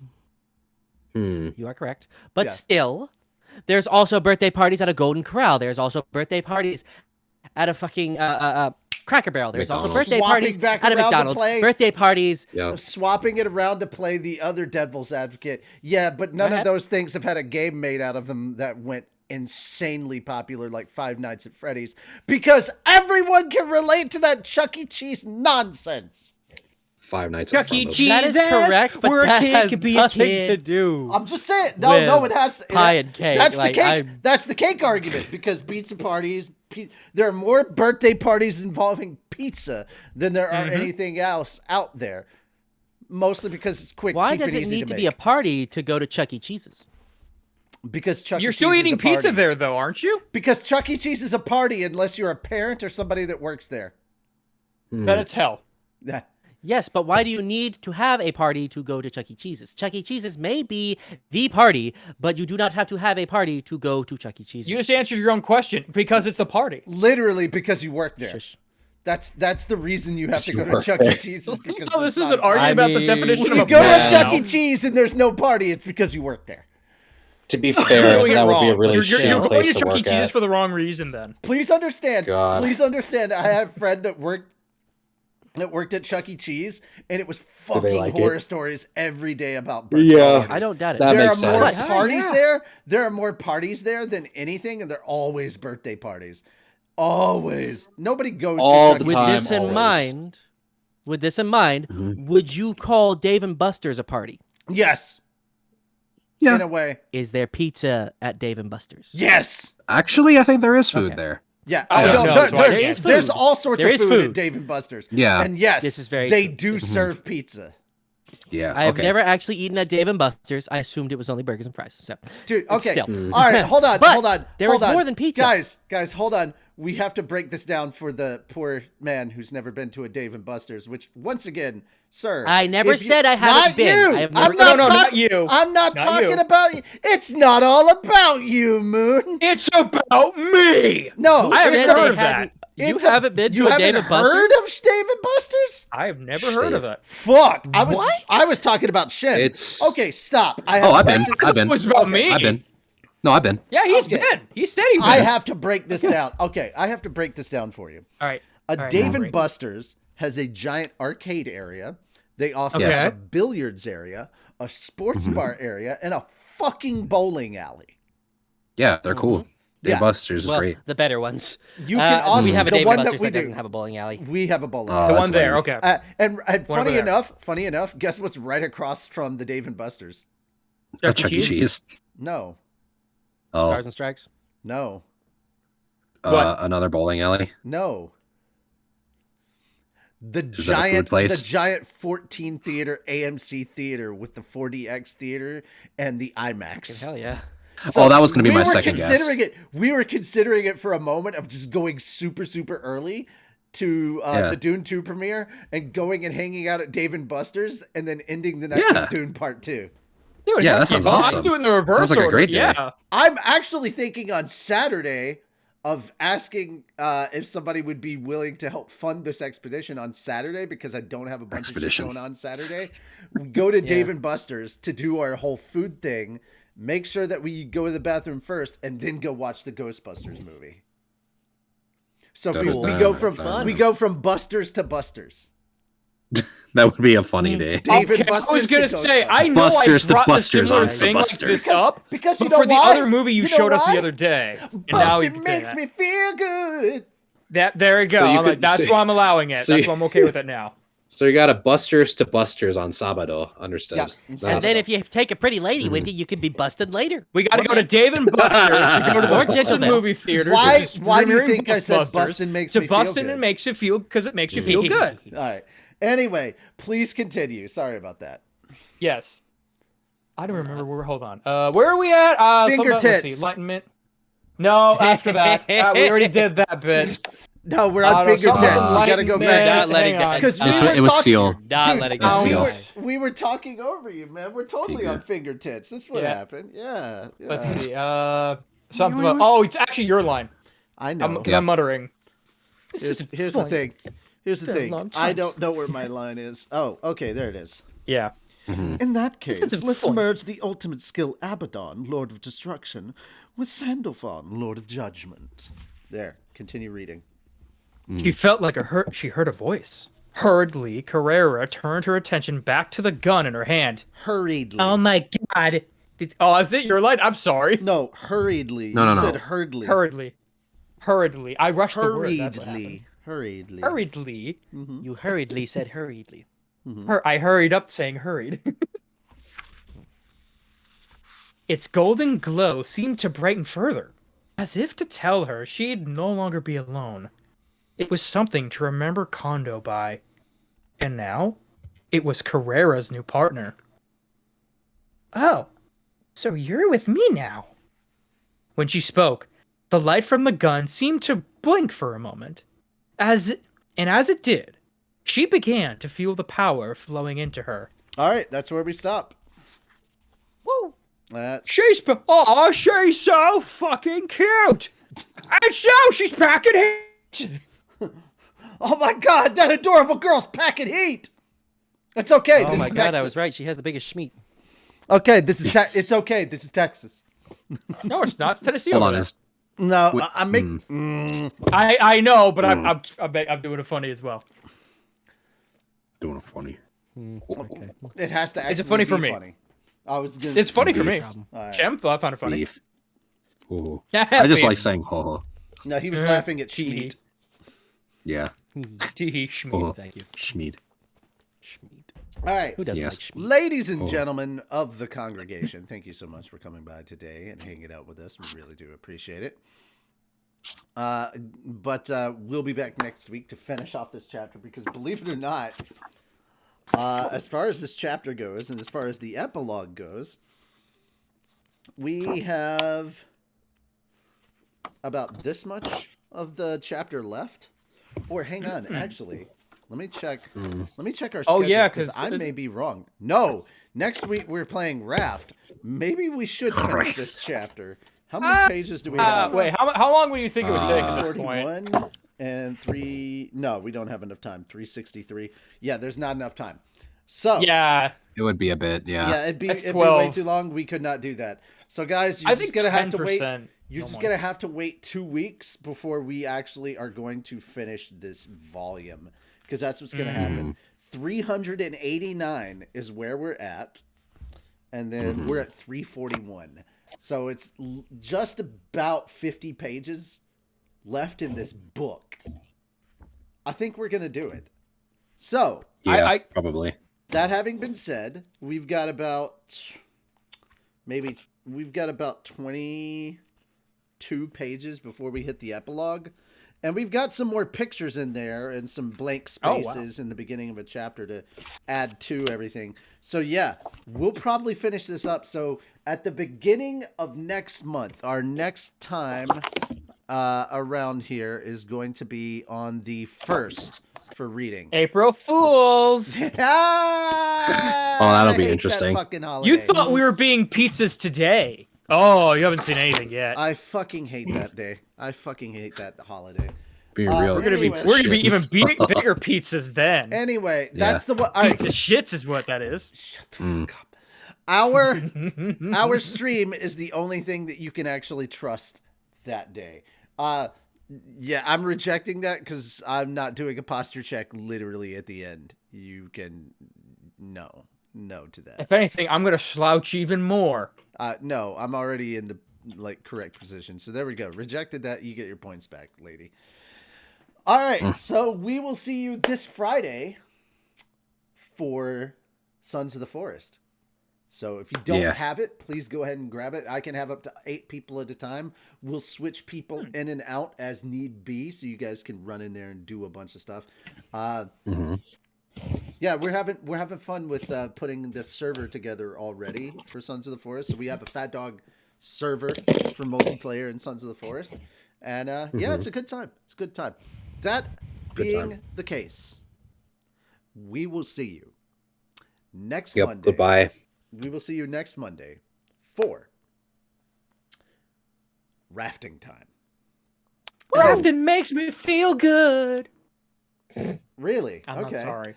Yeah. And then, of course, don't forget Monday, we're going to be talking about a bunch of things in the nerdy news world over on Animate Church. We're actually going to talk about the whole Apex Legends fiasco that happened and how Apex got hacked. Oh, that sucks. Oh, That's yeah. the first for During me. Apex got hacked during their North American tournament.